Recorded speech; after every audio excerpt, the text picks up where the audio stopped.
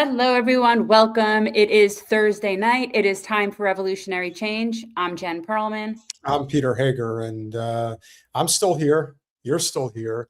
We're here. Yeah, we're here. All right. How are you doing? Were we not supposed to be here? Was something supposed to happen? Did I miss another apocalyptic prediction? What happened? Well, apparently there's a super El Nino coming, so Oh. take that what you will. Which, on the one hand, means that it might actually be a very limited hurricane season. Which, of course, and anybody in Florida hears that, they're going to be excited. So that's naturally a good sign. On the other hand, Well, for people who don't know, and I no longer live in Florida, but I did for most of my life. And every hurricane season is like playing Russian roulette. Oh, absolutely. That's what Especially it feels like. That's what it's like. You sit there and you watch the trajectories of storms, and as they go by you, you're like, oh, and then you realize, of course, they might hit somebody else, right? So it's no way to live. The funny thing is that South Florida, again, Florida is the ultimate capitalist wet dream state. And when you have a major storm, it's probably the one thing. I mean, he ate Dan Bilzerian for lunch and Aaron Baker. We're gonna get into the. We'll get into that with Zana when she gets here. We'll do the post-election Monday morning quarterbacking. Florida turns off the toll plazas whenever there's a major storm in South Florida. Even that doesn't do the trick. You said for a long time, the biggest problem in Florida may be the fact that it's not just we're the third most populous state.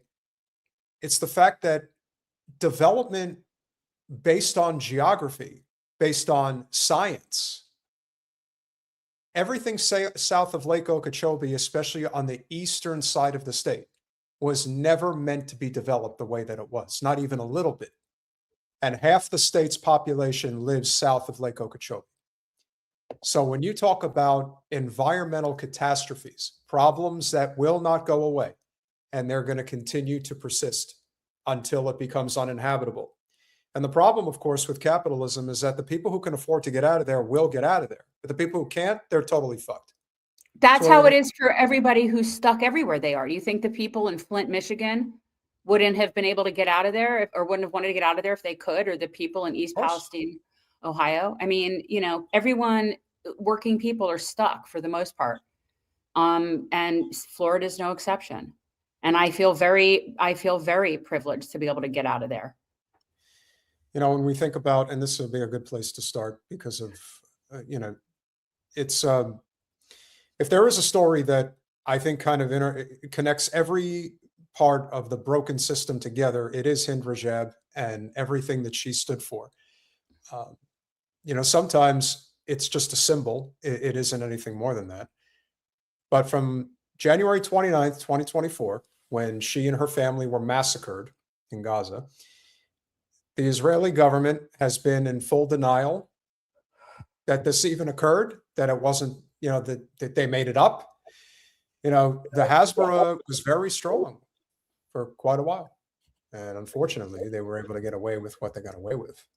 And when I look at this young girl, as we all do, I want to preface this with, I forgot, Jen is going on me, so I will preface this. This is Hind Rajab's last words before she was killed.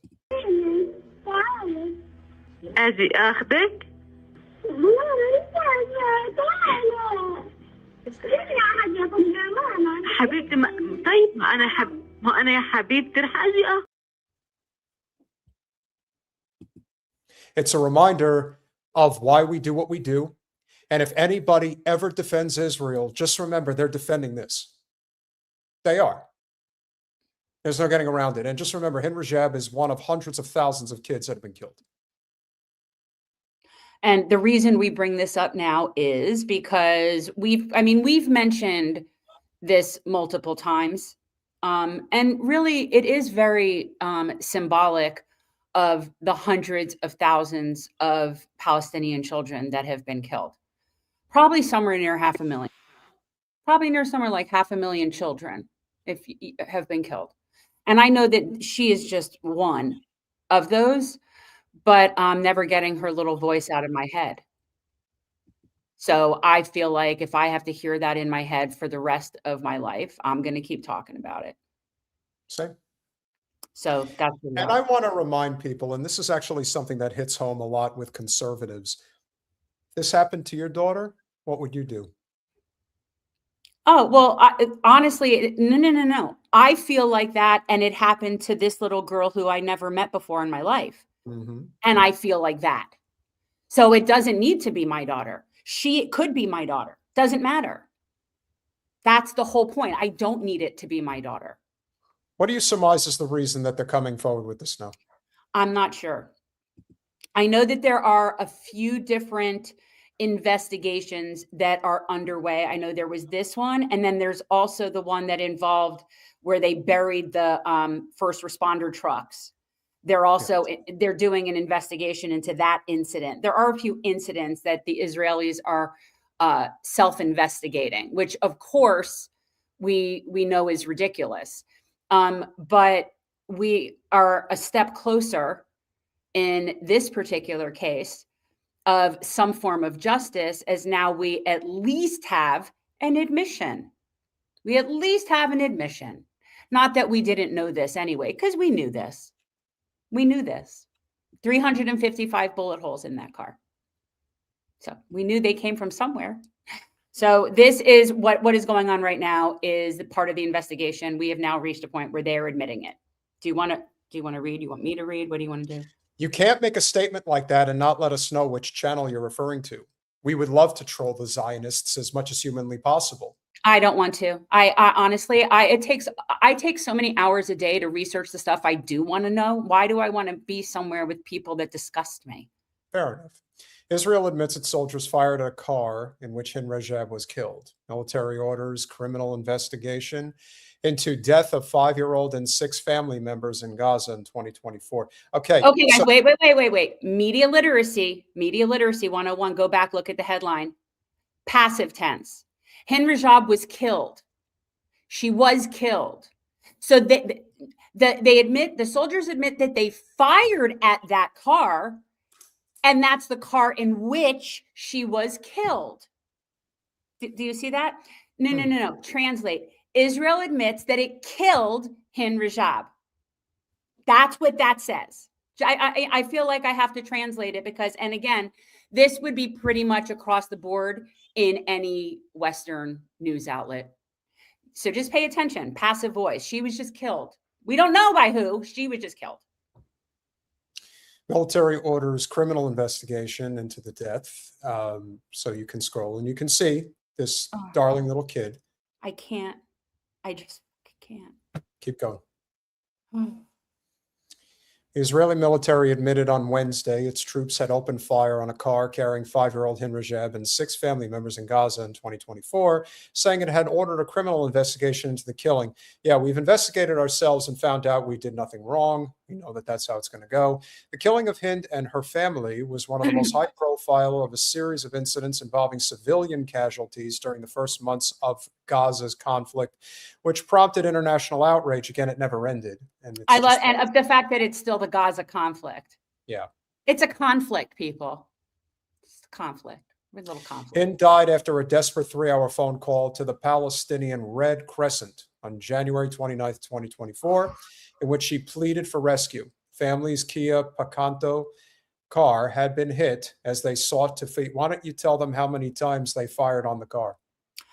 My knowledge was 355. Somebody can look it up because they did do, there was forensics done on it, and there was an art installation, a memorial art installation where they replicated the car, and it gave the information. I cannot remember where that was, but I believe it's like 355 times. That's apparently how many times that took. Perhaps the reason it is coming out now, according to Lee Argent, who's over in the UK, evidently the guys who gave the orders to fire upon that car, Hezbollah got them. So yes, we talked about that. Well, he had been critically injured. The main, remember we talked about it, that was one of our Hind Rajab updates, was the officer who gave the order was critically injured. Now, do we know? Excuse me. Do we know if he died is he or in not? fact dead? I mean, yeah. I mean, okay. Well, there's more than one person, but yes, we do know that some of those people have been dealt with by Hezbollah. But yes, all the passengers were also killed. Yeah, obviously. She was there with them all dead. When that 3-hour conversation happened, for people who do not know, she was the only one alive in the car. I think her cousin might have been alive very briefly, another girl, another cousin, but everyone was, by the end of that, she was the only person alive. She was sitting there alone with her dead family, with blood coming out of her mouth, worried that she was going to get blood on her clothes. The only way that there is going to be justice for Hind, for anybody else, is going to be the collapse of empire. There is no other way. People like this do not get prosecuted. Systems don't get prosecuted. When people ask themselves, why is it that pederasts, part of the Jeffrey Epstein ring, do not get prosecuted or are not brought to justice, there isn't vigilante justice going on, it's because these people run the show. And when you run the show, the only way out of it is revolution. There just isn't any other way, because they're not. I think that a lot of these people, okay, there will be vengeance. Sure. There will be. Absolutely. I'm not saying I'm doing anything. Again, I'm unarmed. But I assure you, while there might not be judicial justice, there will be some justice for some of the people, at least the ones that we know did this. For sure. They'll be hunted. You're right. They don't need to be tried. They'll be hunted. Yeah, but that's what should happen. It's not a quick. There is, again. Exactly. This is Dachau all over again. There is no justice. You just take them in the back and you shoot them in the head. I mean, I don't do that. But yet, that's the only way you're going to get justice. You're not going to get it in the courts. No, so, this is one of those things that has to be handled by the street. Old school. I want you to get this fuck where he breathes. I want you to find this Nancy boy Elliot Ness. I want him dead. I want his family dead. I want his house burnt to the ground. I want to go to the middle of the night. I want to piss on his head. Old school. Yes. Yes. The IDF, the IOF, repeatedly denied its troops had been in the area near the incident. No, we only have you on camera in like 7 different angles. But investigations by media and other found evidence that strongly suggested nearby Israeli tanks were responsible. Well, that, and who else would it be? Look at that car.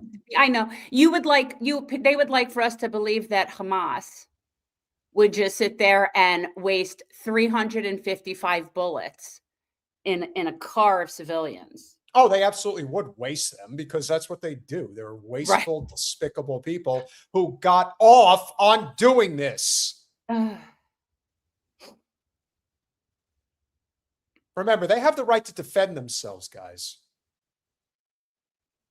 Palestinian paramedics dispatched an ambulance to rescue Hind and stayed on the line until contact was lost. But the ambulance, too, came under fire, killing 2 medics. The body of the casualties were only retrieved 12 days later when Israeli troops withdrew. Also, by the way, that's how long it took for Hind Rajab's mother to be able to get her child's body. She had to just sit there and wait, knowing it was just sitting there in that car. Mm-hmm. The bodies of the casualty, the IOF also admitted on Wednesday that troops had fired on the ambulance. Yeah, just like every other Zio bastard out there who suggests that there's no way that the most moral army in the world would ever blow up a hospital. No, they just do target practice on ambulances. Following review of the findings and due to alleged failures in the coordination of the movement of the Palestine Red Crescent ambulance, it has been decided to initiate a criminal investigation of the incident by Military Police Criminal Investigation Division. Yeah, lots of divisions. Nothing's coming of this. By the way, nothing is coming of this. No, but again, these people will be hunted. Yes. And eventually when Ziohel ceases to exist and they scamper like the vermin that they are, eventually it will come back. And I'm happy that Hezbollah has been able to, work their magic on some of those people, but there's a lot more. And can we just say for a minute, when I hear anybody, and I do mean anybody, and this especially goes for the people we're going to be addressing that supported Wasserman Schultz in South Florida, when they talk about Hamas, do you understand that the Palestinian people do not have a standing army? Their army is Hamas. That's the people who protect them from the psychopathic Israelis. One person's terrorist is another person's freedom fighter. And it is going to come out in the not too distant future that October 7th was another 9/11. It was a total setup. It was it came to pass exactly as it was intended. Yep. And nothing is going to come of it unless there's a revolution. You have the worst Zio bastard walking the earth today, the Minister of Defense, as they call him, saying we have to kill 30 to 40 Palestinian children every single day. Every day, on camera, says it on a podcast. We must kill these children every day. That fat fuck's getting his. Like it's going. And this is what we were talking about. Is going to get his. There's no we were talking about it. Peter and I were talking about it. He's not affluent enough. He's not in the club enough. No, he's too much to be able to withstand the fall of the Zio state. So when some of them have their sort of proverbial parachutes, he's not going to have one. Correct. He is the Timo, or he is the bizarro version of Kissinger. Kissinger was considered an aristocrat. Aristocrats always manage to skate. They're part of high society. Gavir is an animal. He is literally a human gorilla. And that is why he will eventually This is the thing. We cannot compare him to animals or gorillas because it's really insulting to anything else. I say vermin, but it's like, gorillas are infinitely safer than Ben Gavir. In fact, if you gave most ladies the choice of the man or a gorilla, just like the bear, guess what? We're going with the gorilla. Okay, so can I call him a baboon? Is that acceptable? No, that's also not cool, even though they're assholes. I mean, they're assholes. Literally. Genocidal. Yes, I know, but they're not genocidal that I'm aware of. I don't know. They're pretty. They're land moving piranhas, as far as you're right. David Hunter, vermin are people too, guys. We're gonna have to come up with something else for these people. They're not even people. Yeah, something else. I think about it. I'm so angry. I'm so angry, and I'm so angry that I feel angry, and I'm angry that I wish bad things on people because that's the kind of negative shit that comes back to bite you in the ass. Like I spend so much time not wanting to have negative shit in my head, like in terms of like bad wishes. I don't like that because ultimately I do believe that you get what you put out there in this world. And now I find myself sitting here and I am putting out very bad thoughts and and I'm so angry that I feel this way. And unfortunately, we can't control that. We can't control our thoughts and our feelings.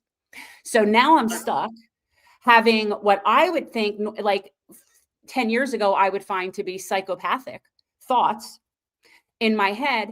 And I don't know that they're ever going to go away now. And I have people like that piece of shit to thank for that. Because it didn't just happen. I didn't just wake up one day and started thinking evil shit. Well, that's why I've been saying for the longest time that Hind Rajab is a symbol. She's like the bat signal. That's why it doesn't need to be my daughter. Correct. I could tell you right now that I would have no problem ridding the world of anybody who was involved in any of this. I would have no problem doing it. I would have no problem doing it in person. Yeah. How about that? What you also have to remember is that Hind Rajab, if there's anything to take away from her death, it's that her voice will live on generation after generation after generation. Think about the hundreds of thousands of other children whose voices will never be heard, who were taken and no one's going to know about it. That's why her voice is so important and why we never let up on this story. We've covered this many times, but it encapsulates exactly what this genocide has been all about. It is targeting innocent children. It is the way it has always been. Their genocidal ideology is about erasing history, creating a new one, and writing it as they see fit, at our expense, no less. It's not like we're watching some ethnic cleansing going on in a part of the world where we are not interconnected economically. Let me tell you something. There is a major multifamily investment firm in this country called Harbor International. Jordan Sloan is the head of it. This is a person who is a multi-billionaire. He owns thousands upon thousands of multifamily units throughout this country. He is a major donor of the IOF and everything related to Israel. So when I tell you that this stuff goes to the very top of the people who run the economic order around the world, that is exactly why they're doing what they're doing and getting away with it. So Crazy Cat. Oh, sorry. We're on the real estate tangent. No, I'm real estate. What are you talking about? You're talking about the guy who owns all the commercial properties. I'm talking about the connection as to why they get away with this. Oh. They get away with it because they have the money. And money brings power. And it doesn't mean that people like these people. It just means that they are willing to capitulate because the system demands that you do. That's all.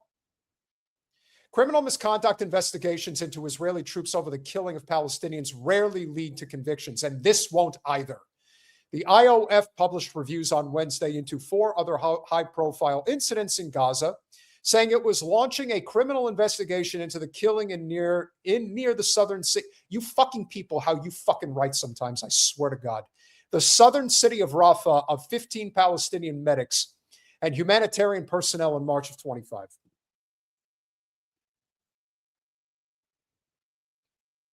Would you like to continue, please?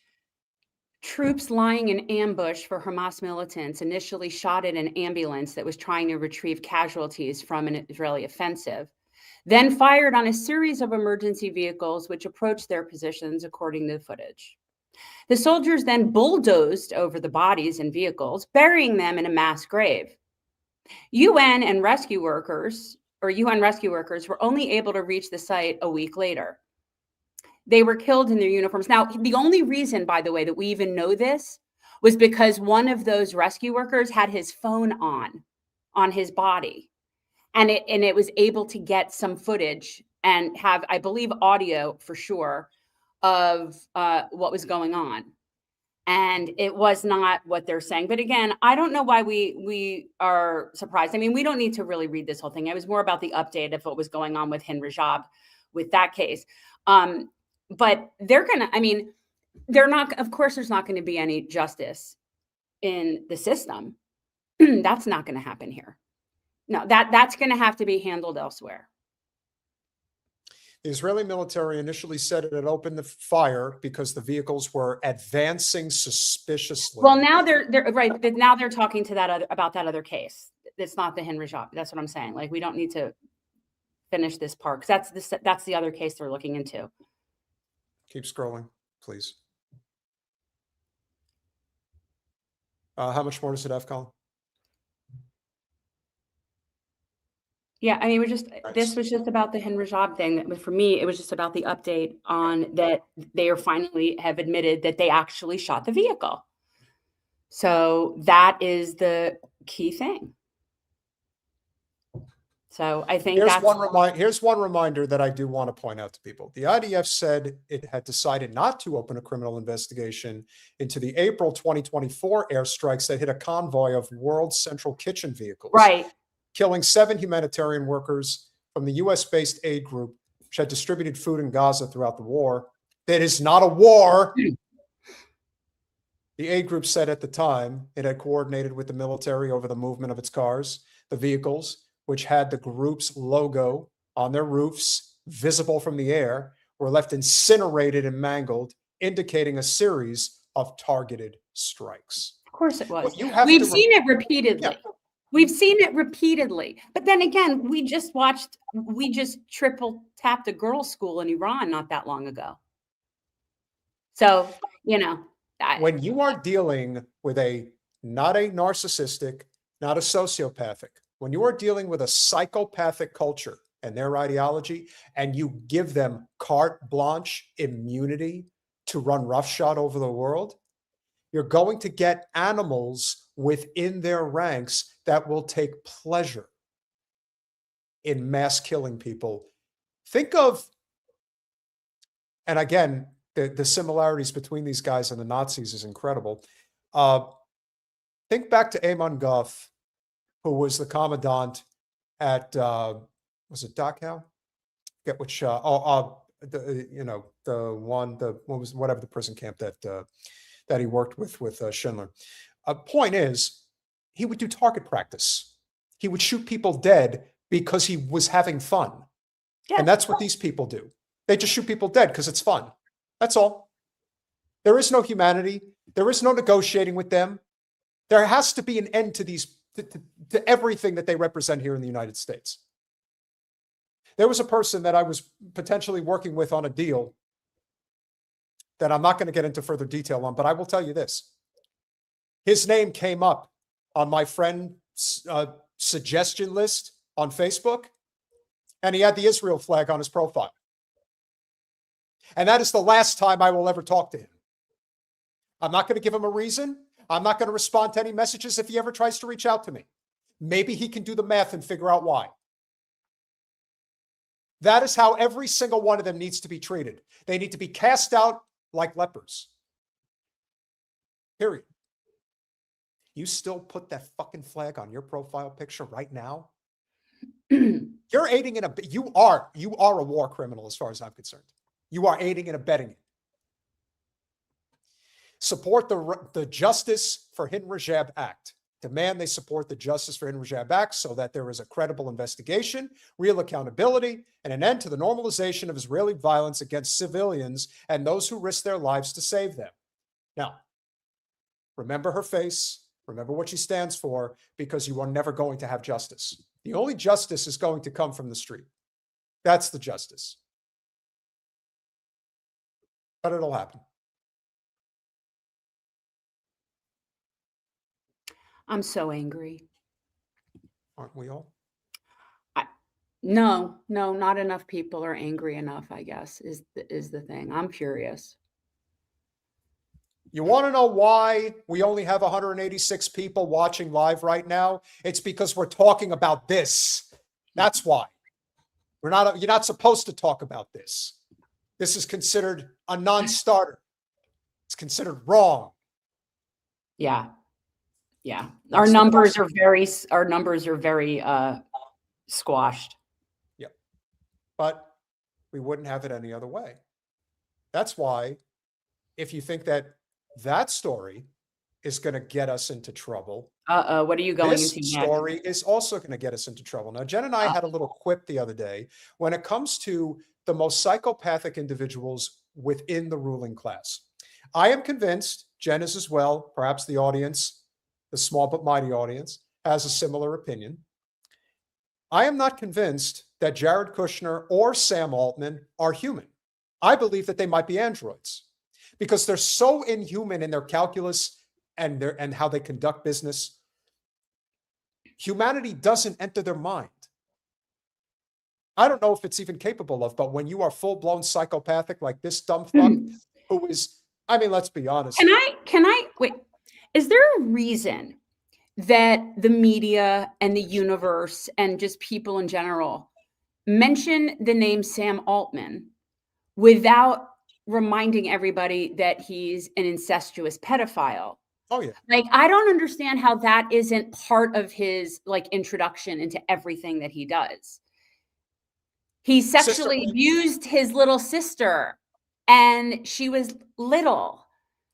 And that's just so we're just all going to just pretend that didn't happen and just do business with this guy. Have you seen his eyes? I try not to look. I try not to look, but it's like, I don't understand. It's in the eyes, Chico. I just don't know how it's not mentioned every time. Like for me, it would almost be Sam Altman, the incestuous pedophile. That would be his title. Like I don't it should be said every time his name is said. that he's an incestuous pedophile. Colin, pull the Instagram story, please.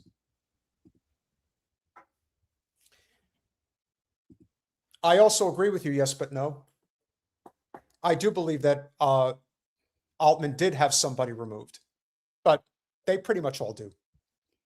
He assaulted his sister. My understanding was it was over a period of years when he was a young teen and she was little. And it went on until he was not a young teen and she was a little bit older. Somebody verify the details on it. But how are we just past that? Israeli massacres resumed hours after Jared Kushner gave Israel the green light. After meeting with Netanyahu, Kushner publicly stated that Israel has the right to continue their attacks on Gaza and implied the U.S. might allow them to finish the job. Let's hear what the crazy psychopath had to say before we continue the slides.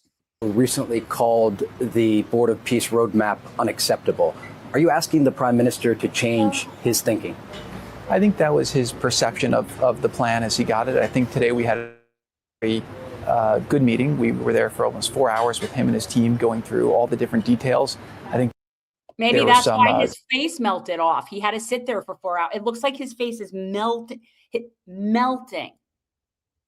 Yeah, he's not well in so many ways, in a myriad of ways. By the way, shout out to one of our OGs over on Rumble, Longmeadow. Sam Altman is having a shindig in the Hamptons, hosted by Gwyneth Paltrow. Yes, because of course they are. Mm-hmm. The Zionists all stick together. They all do. If you listen, if you really want to know where they are, the Hamptons is one in the summertime. I mean, listen, you'll never get within earshot of any of the parties that they're at, but hey, that's where they are. They're on Long Island, as we call it. That's where they are. They're all the way out in Suffolk County. I find him to be very nefarious. I find he's up there with like Stephen Miller to me. In terms of pulling strings and being particularly nefarious. I think he is incredibly creepy. And I honestly, I would be concerned about his children. Yeah, he's a very disturbing individual, very much so. Valid concerns that they raised that we were able to address. We're very committed to the fact that we have a plan to rebuild Gaza, but we will not allow Gaza to be rebuilt until the demilitarization occurs. No, we're also not going to Oh my God. We will not allow Gaza to be rebuilt. Demilitarization? What demilitarization? They have no...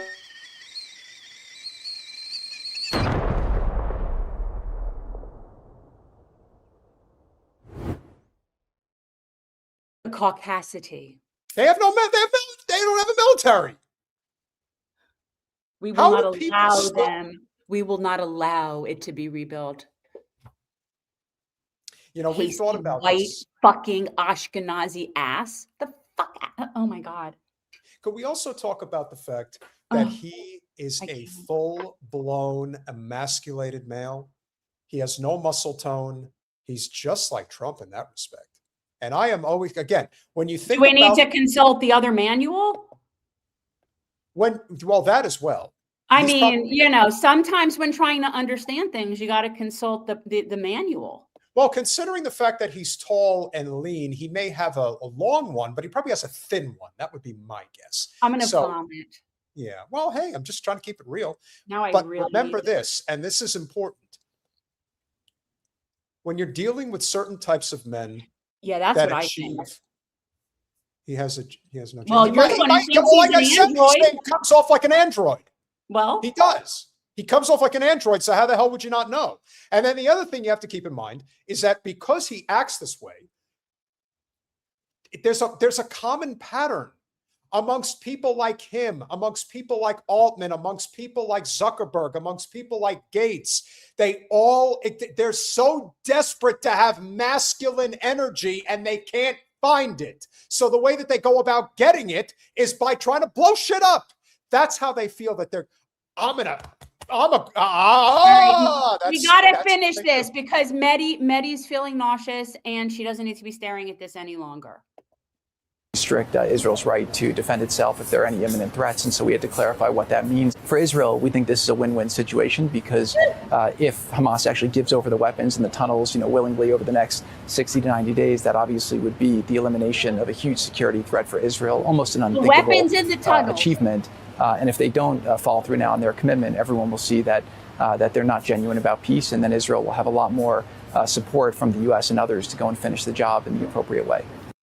Yeah, that's what the world sees, you fucking piece of shit. That is my son-in-law. That's what the world He's sees. a real genius, really smart guy, really incredible. It looks like he's got a toupee on. Is it possible that's absolutely a piece? Absolutely it is. I think that's a piece. Oh, it is well a piece. It could be, it might be a high-end piece. It's nicer than Trumpus's, but it could be a piece. Sure. Yeah. Well, he looks like he's bald. All right, make it go away. Yeah. The way that he talks about controlling people that really live in the land of none of his fucking business is really, it's some serious empire level caucasity. It is. And it also screams of yet one more person who has never, ever been put in his place, which and my calculations should have been a locker sometime back in like the 80s, but that eluded him somehow. No, I'm not 100% certain that he did avoid that, but at the same time, yes, he did. He got paid out of it. When you come from that, you don't have to deal with anything like that. You go to prep schools, you go to high-end shit, you have a driver, you don't deal with stuff like that. And you go to school with a whole bunch of other pussies like you. If you guys have never seen the movie School Ties with Brendan Fraser and Matt Damon, see that movie. That movie's great. And it isn't about the fact that it's the reverse. Brendan Fraser was the working class Jew from Pennsylvania that ended up going to the prep school with all of the WASPs from the country clubs. But I want to tell you that's very real, by the way. Sure. And what makes me sad about my family's history in this country and being discriminated against for being Jewish and prior to that in Europe is all of that is now gone in terms of any sort of import because of what we have subscribed to. So now it's like that doesn't even matter. And yet it really was hard for people like my parents growing up in places being the only Jewish people. You know what I mean? Like that is a real thing that did happen. I also want everybody in the chat to let us know if you got a reminder that we were going live or if you've decided to just look it up yourself and knew that we would be live at this time. Because I want to know who's not getting the reminders because I want to know how people don't just know when we go live since we've been doing it at the same time all the time. Well, it's not that they don't know. It's that things come up. I mean, we're in the information age where 1,000 things are hitting us all at once. So it isn't necessarily that it's top of mind for everyone. But again, we do understand the no reminder. Yeah. And so the reason why this is so vital right now and why it's such a big deal when we're talking about the likes of Kushner and the likes of Miller and so some got it. And any of these individuals that we talk about on the regular. Colin, please pull up the Trump story. This is an example of when the commander-in-chief is not all there, and then he starts doing this. Trump announces the most crushing economic operation ever. When you have the emperor without any clothes. This is great. You see the difference between Trump and Kushner? Trump is a narcissist. Kushner is a psychopath, and he's in charge. People like him are in charge. It's not just one person, but he happens to be one of them, and the reason is because of shit like this. Trump announces most crushing economic operation ever against Iran. The U.S. president also says any country that trades with Iran will face tremendous economic consequences. So as our update on what's going on with Iran is the faux negotiations that are going on inside of our commander-in-chief's head have led him to now this decision in his faux, I guess, negotiations with the Iranians. U.S. President Trump has announced what he called the most crushing economic operation against Iran as Washington ramps up pressure on Tehran amid a deadlock in talks to end the war between the two countries. In a post on Truth Social on Wednesday, Trump said Iran has failed to take the opportunity to make a deal and would face economic warfare and isolation on an unprecedented scale. How many times has he said this? Well, not only that, but, and nobody, first of all, let's say it's true and he's going to do that. The Iranians have been living with our crushing economic sanctions for decades. The Iranians have thrived despite that, which is why they're currently kicking our ass. So it's just the fact that he's sitting here threatening them with these sanctions that are irrelevant, and they're laughing at him. Like, this is absurd. He thinks that he's bullying them into negotiating about their nuclear program, and yet all the while they're like, nah, you're done with West Asia. Get the fuck out. And they're winning. It's so good. He also threatened sanctions against any country that does business with Iran. Any country that allows its financial institutions, businesses, airports, or government entities to provide any type of lifeline to Iran will itself face tremendous economic consequences. Oil smuggling, swap lines, I made those up myself, cash transfers, exchange houses, ship registries, front companies. It all needs to stop now. You know who you are. This will be an economic D-Day, and when we need all of our allies to stand with the U.S. to isolate and defeat the Iran threat. Does that also include dropping a nuclear bomb on them? Because that's being floated now too. And it's scary because it's not really a question of whether he's making the call. We knew that Biden was demented, and so is Trump. And the goal is to always get a demented president, because that's when the best shit can get done by the people who can never get elected. That's what we talk about when it's referred to permanent Washington. You know what permanent Washington is? John fucking Bolton. That's permanent Washington. They could never win an election, but they can work there forever and pull the strings of power. Mike Pompeo is permanent Washington. Dick Cheney. Permanent Washington. Dick Cheney selected himself as the vice president. You can't make Sir, that we up. looked for a VP, couldn't find one. I'll do it. I begrudgingly will become your vice president, sir. This is not the first time that Trump has threatened Iran with economic sanctions. So he's threatened them with a lot more than that. Oh my God. Jen, your turn. His administration has waged an economic pressure campaign against Iran under the banner of Operation Economic Fury, following the launch of the U.S.-Israel war on the country in February. The U.S. has already imposed sweeping sanctions on Iran's oil, shipping, and financial sectors, seeking to cut off the revenue Tehran earns from energy exports.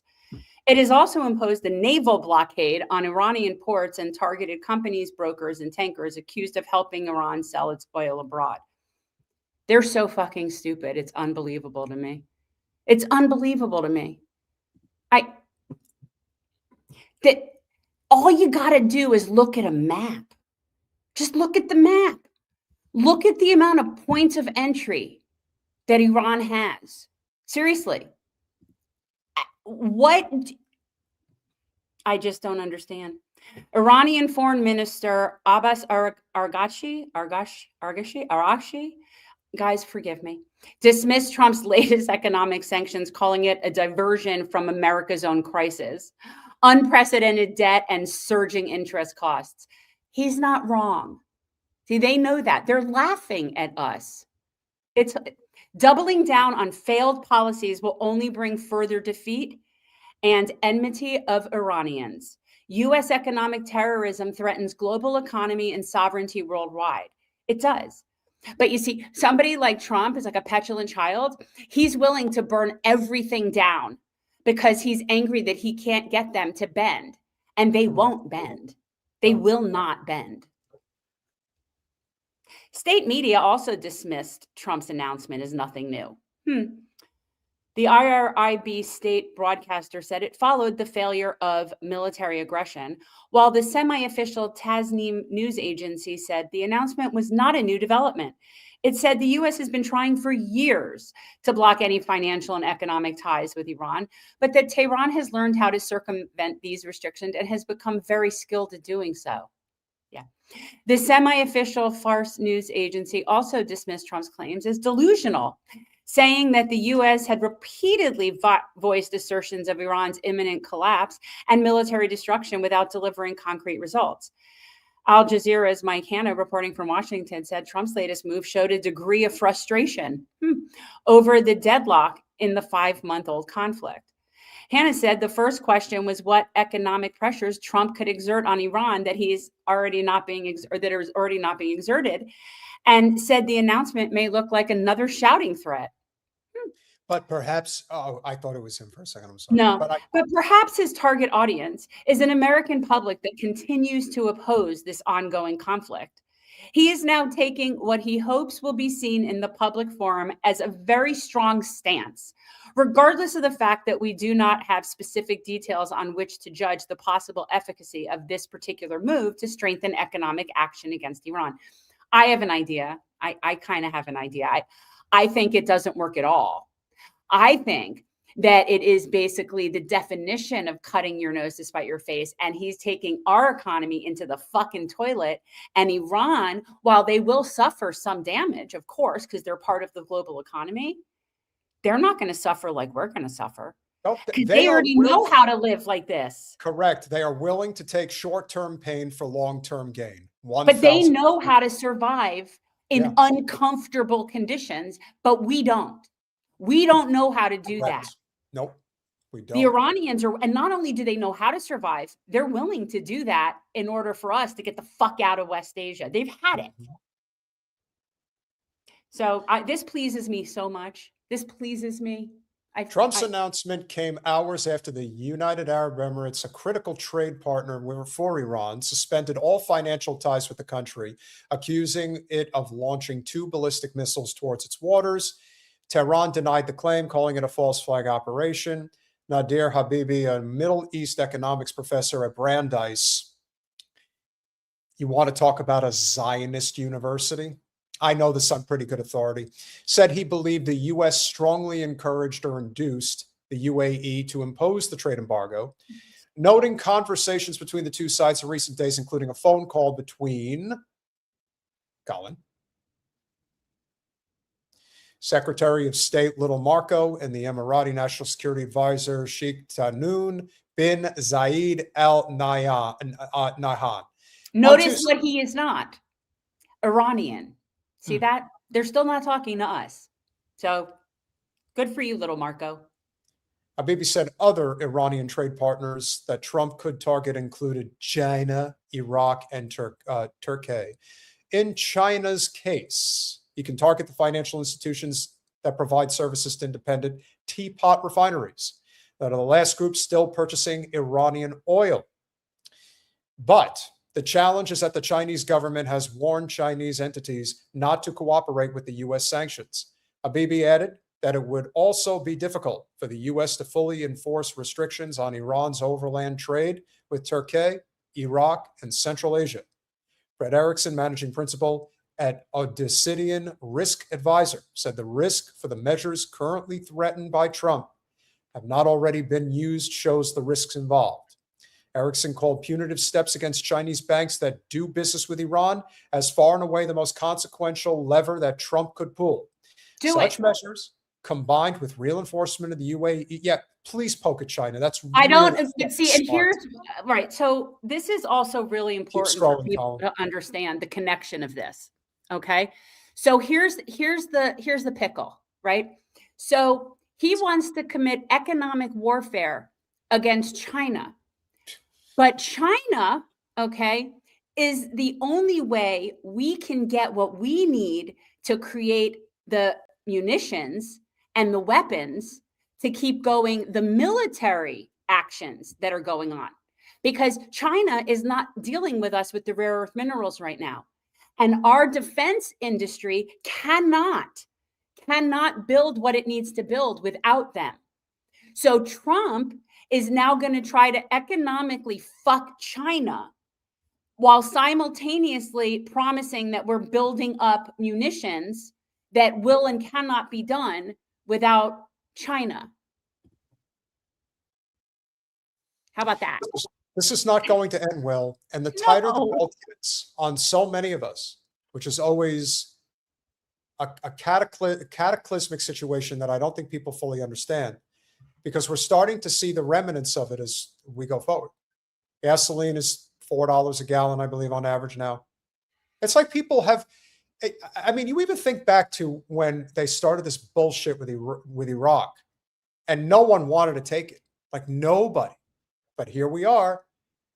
It is not going to end pretty. This is why we see, when people say, are we really that far from a revolution? Let's see how tight you're going to make people's wallets. Let's see how many homeless people you create. Let's see how much violence you create. And it's only going to get worse because people like Jared Kushner, people like Stephen Miller, they are psychopathic pieces of shit. They have no humanity in their DNA whatsoever. And especially people like Stephen Miller, they hate the world. They want people to suffer because he's as ugly on the inside as he is on the outside. He's probably working with one of these as well. And at the end of the day, they believe that they are always going to be able to get off the island, if you will. They believe that they will always have an escape route. But what if they don't? At some point, shit's going to hit the fan and justice will. Well, some of them won't. Just like we said before with somebody like Ben Gvir, not everybody is going to have the escape path. Some people are going to face consequences, but it's not going to be wealthy elite people. Two people that are going to face those consequences, in my opinion, that will be lined up first and foremost to get theirs. On the domestic side, it's Laura Loomer, and on the international side, it's Ben Gvir. And may that be the case. That would be nice. And then we can pig roast Randy Fine just for shits and giggles. If you're enjoying this conversation so far, which we hope you are, please consider going over to patreon.com/revolutionary change for as little as $5 a month. You can become a supporter of our small but mighty, despite heavily suppressed, and we know that's happening tonight, yet still growing channel. Zeynab will be here in 1 second, so let's run through our super chatters. Jim Talib with the $5. Always great to see you, my friend. Average Canadian A with the 5 Canadian A. Why is there only 186, you asked before? We'll remind you again. We talk about things that that are not friendly to the algorithm. And now Sabby's about to go live, so we'll see what happens. Ken Men with the 279 Canadian A. Bill Maher smells like Preparation H. He probably smells a lot worse than that. I don't want to know. I don't want to get close enough to know. The Church, 5,000. Thank you so much for becoming a YouTube member. Really appreciate that one. Free pass. Nawal Najjar with the 1999. Keep talking, please. I saw a clip of IOF soldiers putting numbers on people. Yes.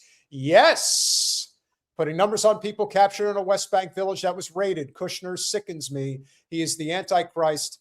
The effect he has on me.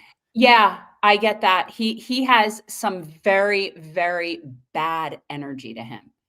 Yeah. He has like Wasserman Schultz kind of energy from him. Like there's guarantee if you stand near him, you'll feel like there's like an evil presence surrounding you if you have to be there. It's not good. Jeanette Villalona with the $5. Jared Kushner has no soul. He will pay for being he is evil. Very much so. Very much so. Nawal Najjar coming back with the $9.99. The only economic crushing Trump is successful in is the U.S.'s economy. That's what I'm saying. And they're willing to do it because they're all having golden parachutes, right? Like they're jumping off. They're getting so much. He's made more money in the past like year and a half than in his entire first term. Maybe in his entire life. Maybe. He finally became the billionaire he always dreamed of being. I always told you I would. Marvin Vargas with the $2. Check out Sushir Balaji waxed whistleblower work OpenAI. I guess we're going to have to check that out. Let's give a shout out to, again, Jeanette Villalona with the $5 again. Why is Trump a coward? Why is Trump a coward? I think I understand what you're trying to say. So why pick on a big bully so he can run and hide? Right. Well, he is a coward. And finally, Pirate Justin with the $2. Zionists are the greatest threat to Judaism. Yes. No argument from Jen, which means that that's probably correct. Yeah. Now back to, as I like to say, our regularly scheduled programming. We have a lot of election shit to talk about. Yes, we do. Zeynab is somebody who Jen and I obviously hold in very high regard. I will always appreciate the people who truly see the vision before a lot of other people do.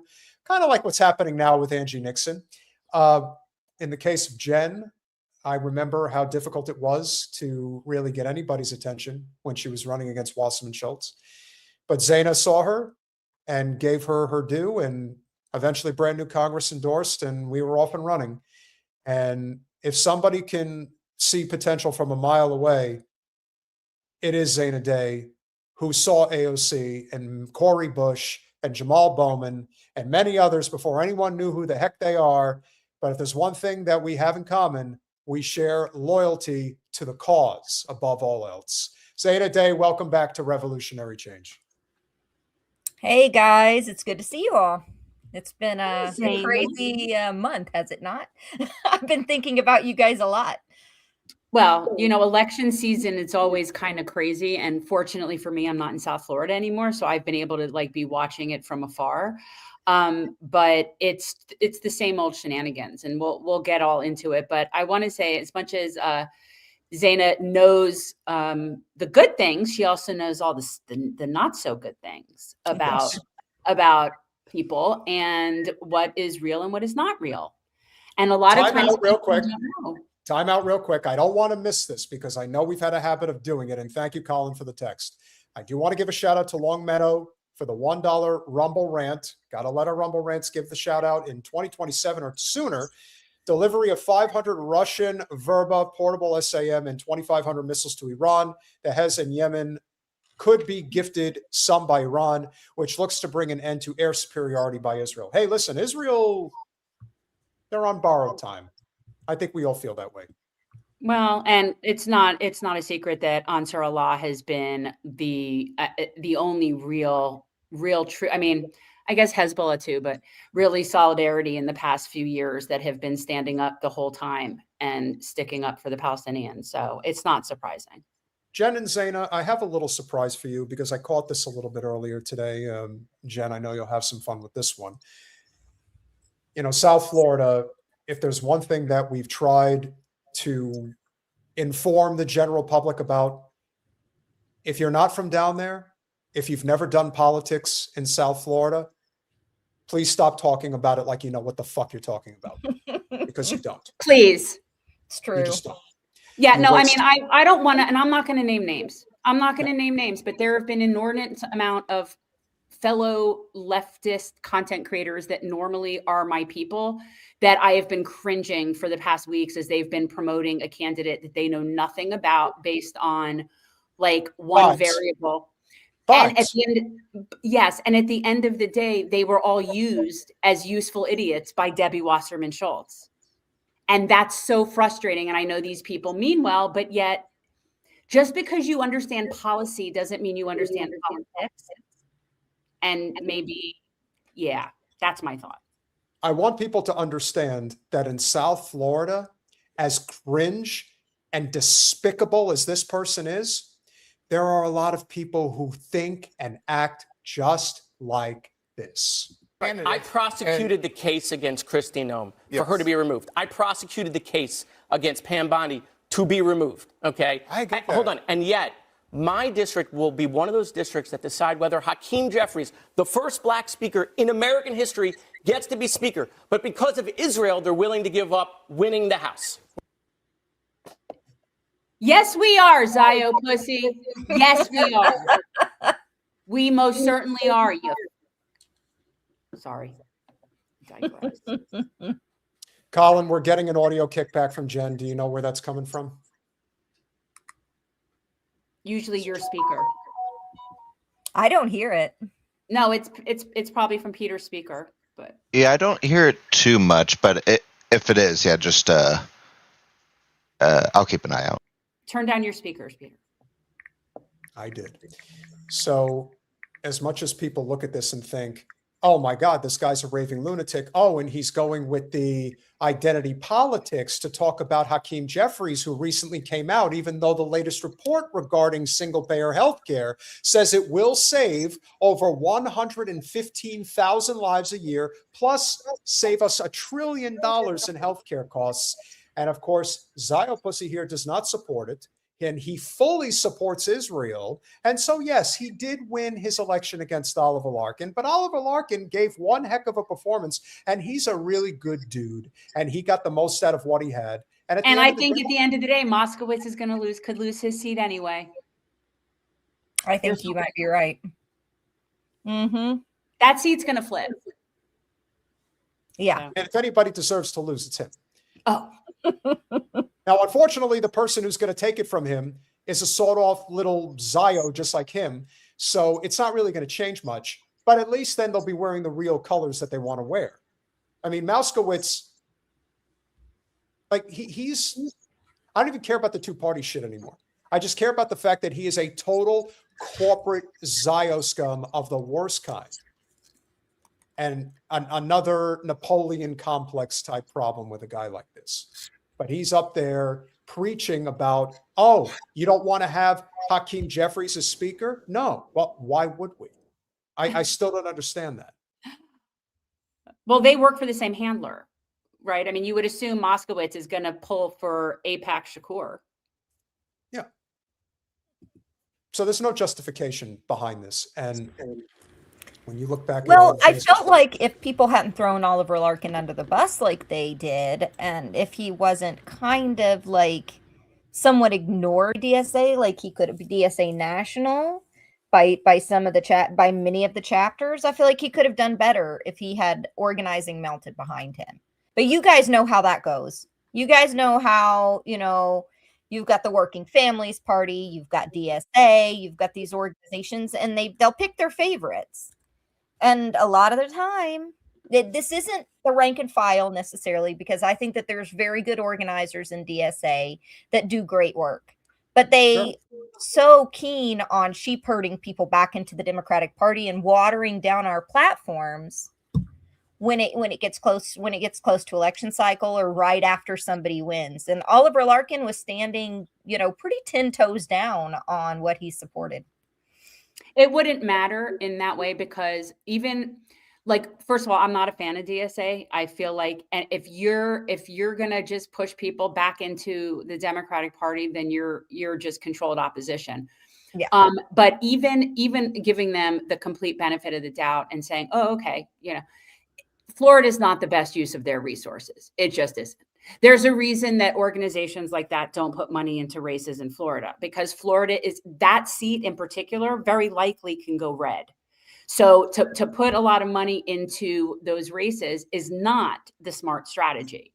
So I get it, even though Oliver's a great guy, and we had him on the show, nice guy.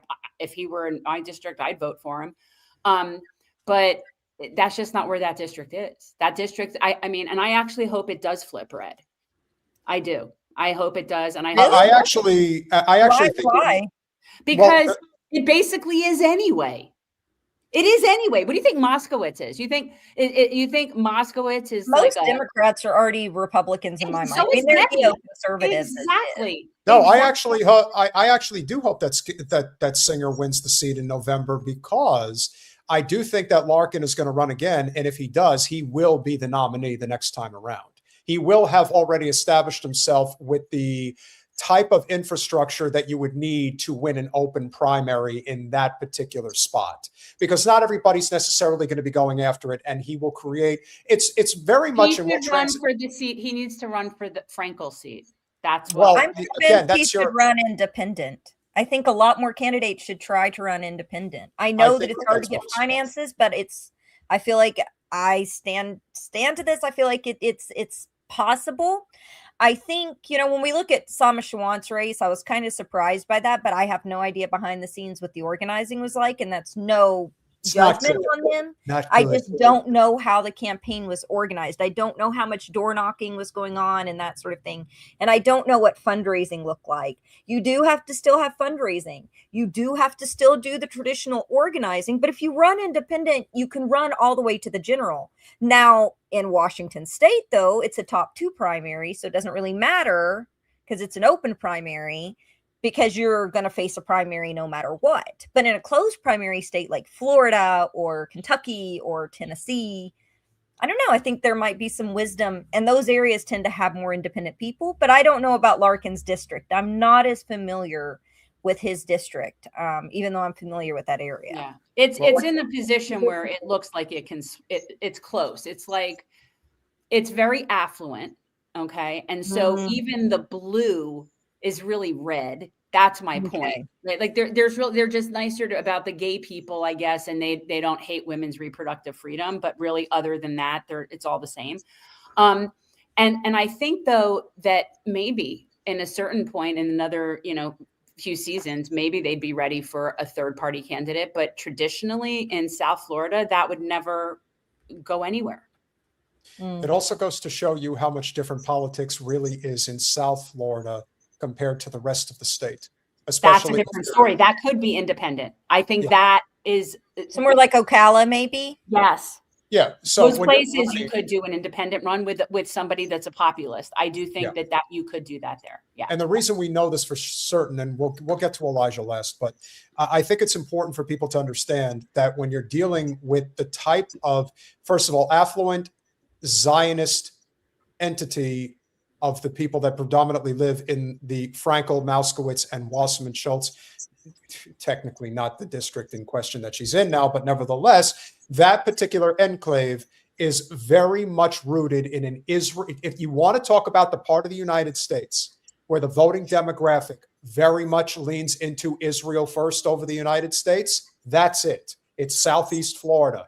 100%. They do have a preference for that, which is why it's an even bigger shock that this happened the other night. Nixon, who will be my opponent in November, and her comrades want to destroy this country. I look forward to Ashley Moody calling me senator in November. And secondly, Ashley Moody actually used 10 million of our dollars that were supposed to go towards the most medically needy kids in our state to divert that funding and to defeat ballot initiatives that the citizens placed on the ballot. And so Ashley Moody doesn't care about anything but herself. We continue to see her net worth increase. Meanwhile, Floridians across our state, their net worth is going down. They have absolutely nothing in their savings account. She won't even hold town hall meetings unless they're Republicans. I am someone who's willing to go out and talk to everyone, even if they don't believe how I believe ideologically, because I want to represent all Floridians here in the state of Florida. Many people who have called and reached out to Ashley Moody's office for help, you know who they call because she doesn't return their call? They call me. They email me, and we help connect them to the resources that they need. And so I'm not running away from the people. I'm running to them. And I look forward to becoming their next United States Senator come November. Angie was on our podcast. Yep. She was on our podcast a week before the election. We are obviously very happy. Yeah. That's and well, what else is new? Everybody misses our stuff because we are put in a corner. That's exactly what happens. Well, I mean, we're Florida people, and I've known Angie for a few years. So it's, she's been a really loud voice in Tallahassee for a while. So, I know she's new to a lot of other people, but she was organizing on the ground when generational change was organized. Oh, sorry. Yeah, for sure. Yeah. I think that she is going to, there's a couple of things that I think is going to happen here. The first is she's going to surprise people. There's no question about it. I think she's going to do better than expected. She'll definitely do better than Val Demings did. Travers, tell me what she said. Sabby shouted us out again. I need to know. All right. Oh, she'll definitely do better than Val Demings. She's a lot better of a candidate than Val Demings. Val Demings is a cop. There's no universe where I'm no. And then use the sheriff badge like as her logo. Yeah, no, we're not gonna have any of that kind of shit. Yeah. So I think she'll do a lot better. Yeah, I think that that's definitely one part of it. And, you have to remember that Val is somebody who, I mean, again, I've always been aware of her, but she came on the radar back in November of 23. She was the first person in the state of Florida that was in an elected body that actually came out and condemned Israel. And that took a lot of guts. And she did it on the floor of the House in Tallahassee. And you had this House representative out of Pensacola who was in the GOP. I forget her name, Salzman or whatever the hell her name was. And, she asked how many Palestinian children have to die. And the woman said, all of them. So these people are nuts. And Florida is one of those states where you do have a lot of crazies for sure. But the thing that I'm more looking forward to when it comes to Ashley's run, Peter talks to Sabby. Yeah. And she knows where we are.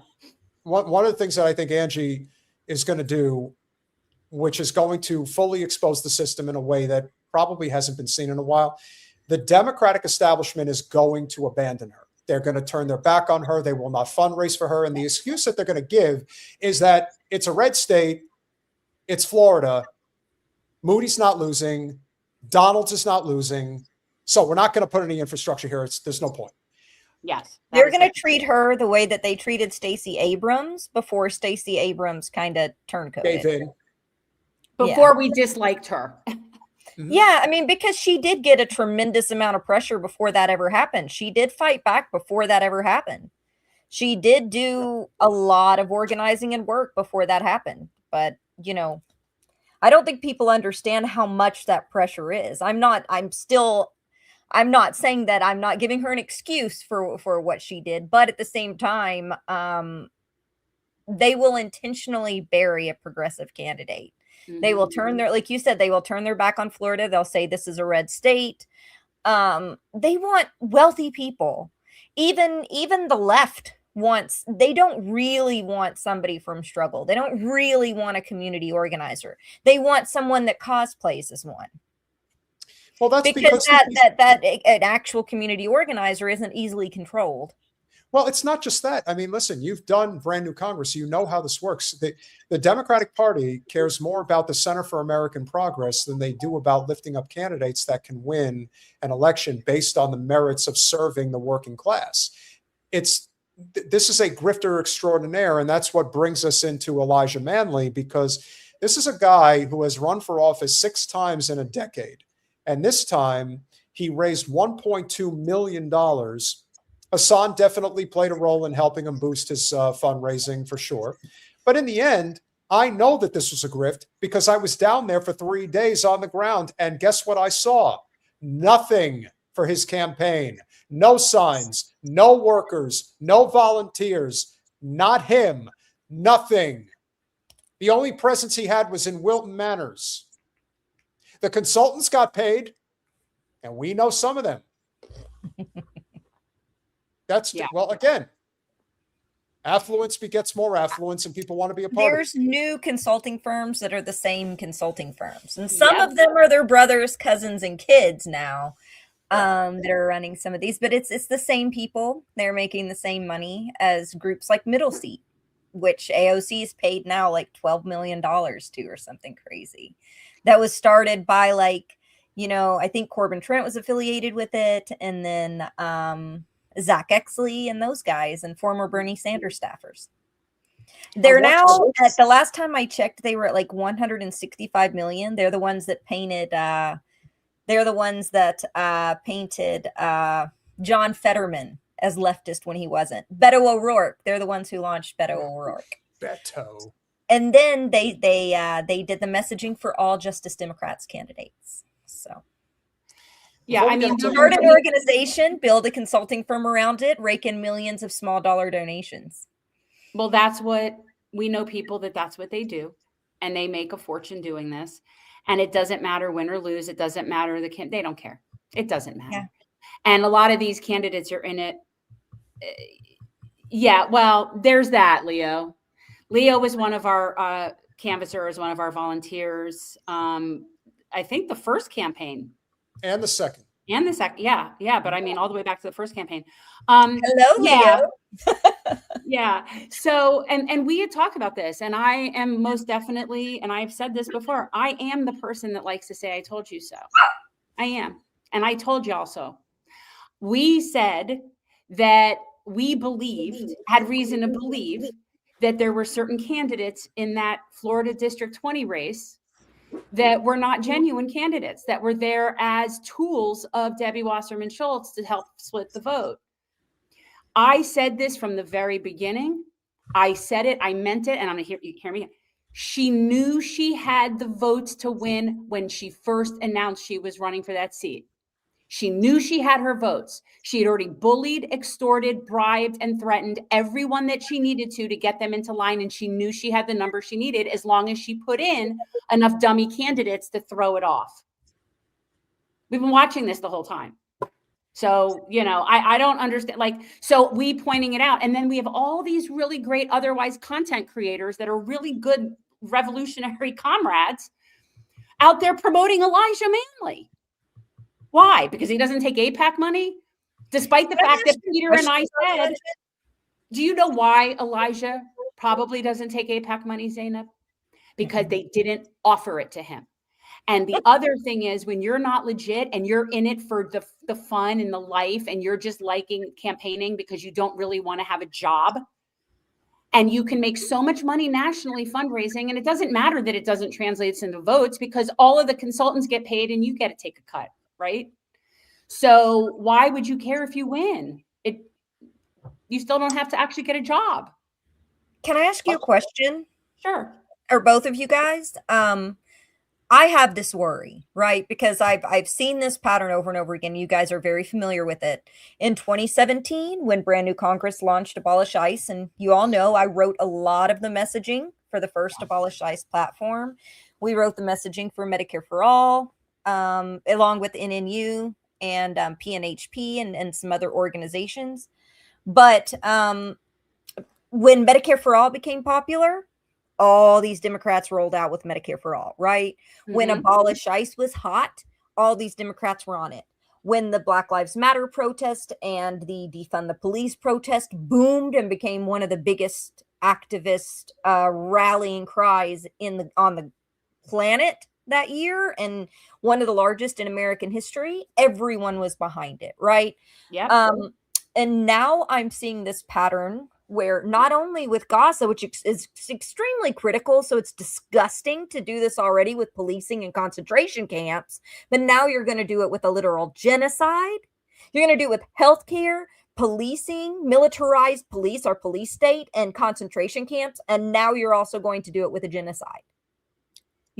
And what they do is they'll knit their pink pussy hats, they'll get out there, they'll march, they'll come out with policies like Medicare for all who want it, right?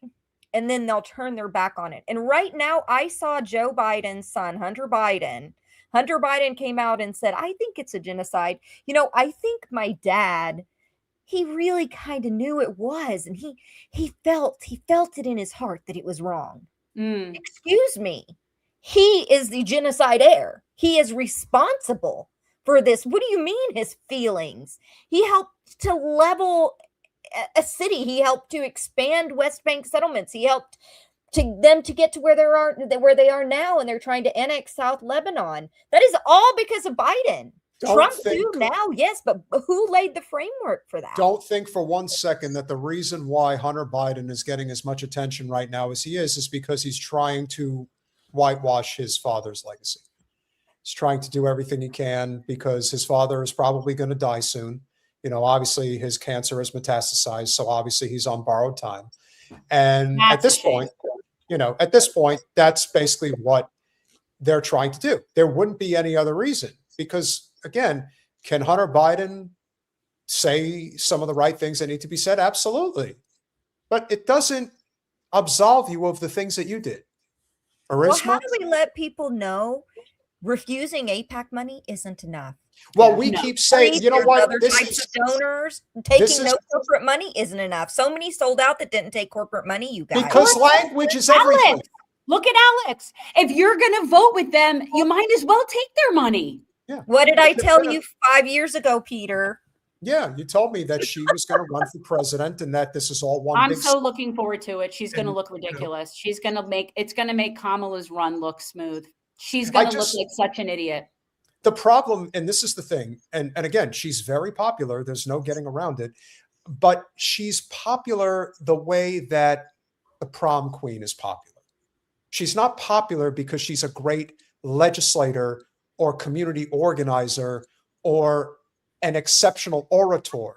She's none of those things. She is a vibe influencer who happens to be masquerading as a federal legislator. That is the only reason why she's where she is, on top of the fact that, yes, she is a beautiful woman and she's got a pizzazz to her, and certain people dig that shit. And we are living in idiocracy. We elected Trump. We could elect Alex, but she's just...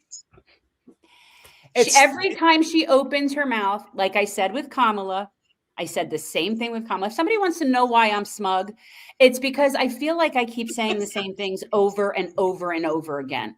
And I didn't start out this way. A couple election cycles ago, I don't think I was like this, but yeah, now I'm pretty fucking smug. So when I said about Kamala that every time she opens her mouth, she's going to go down, that will be the same thing that Alex has. Right now, Alex's audience are the people that probably supported Hillary, now have a little bit of remorse. Maybe they should have got behind Bernie. So now they're willing to admit, okay, we like her now. That's what the rest of, right. But she doesn't have progressive people anymore. They're long gone. So now she still has the same limited group that, let's say, Hillary or Kamala had. Yeah, not enough. And that group's going to get smaller and smaller every time she opens her mouth. And I know that because I've seen her open her mouth. She can't speak off the cuff. I agree, but I don't agree with that because I do believe that Hassan Piker and a number of others, Emma Collum, Sam Cedar. You mean Emma Vigland? Emma Vigland. Well, they're all the same. They're all the same. The Emmas are the same. People don't know who that is, and people should know. Emma Collum is a wannabe politician in South Florida who is so far up Wasserman Schultz's ass, she's coming out her mouth with her gap teeth. Sorry, Emma, if you hear that, I don't fucking care.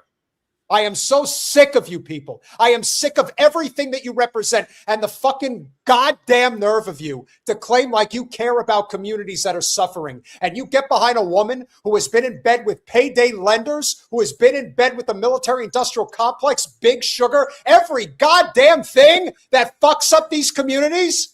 And you have the audacity to say that you support her running in a district that has been the only district in the history of Florida that has been ultimately overseen by a black leader forever.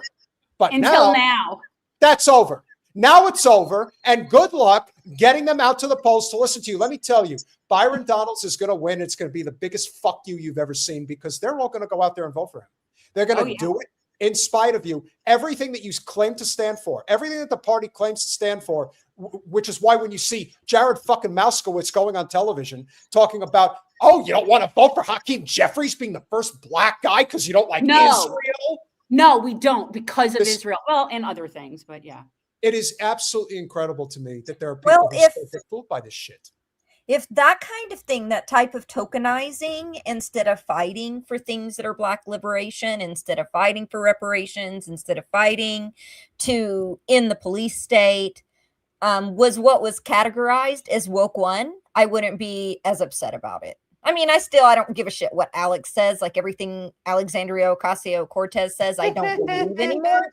But her trying to act like people didn't get out in the streets because of Tamir Rice, because of George Floyd, because of the immense amount of police brutality. I mean, today on my way home, right, I stop at a gas station and there's like this scuffle out in front of the gas station. And I was like, what's going on?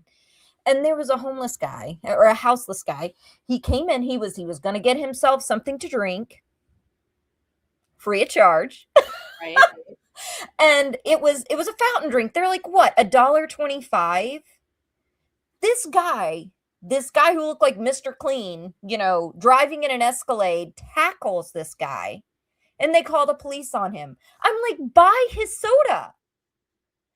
Buy the man a freaking Big Gulp.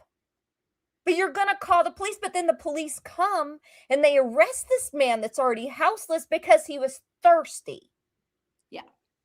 This is what's wrong. It's not that we had like COVID dementia and, you know, and then she ends it with talking about crime. It wasn't even about crime. It was about the criminality of the police.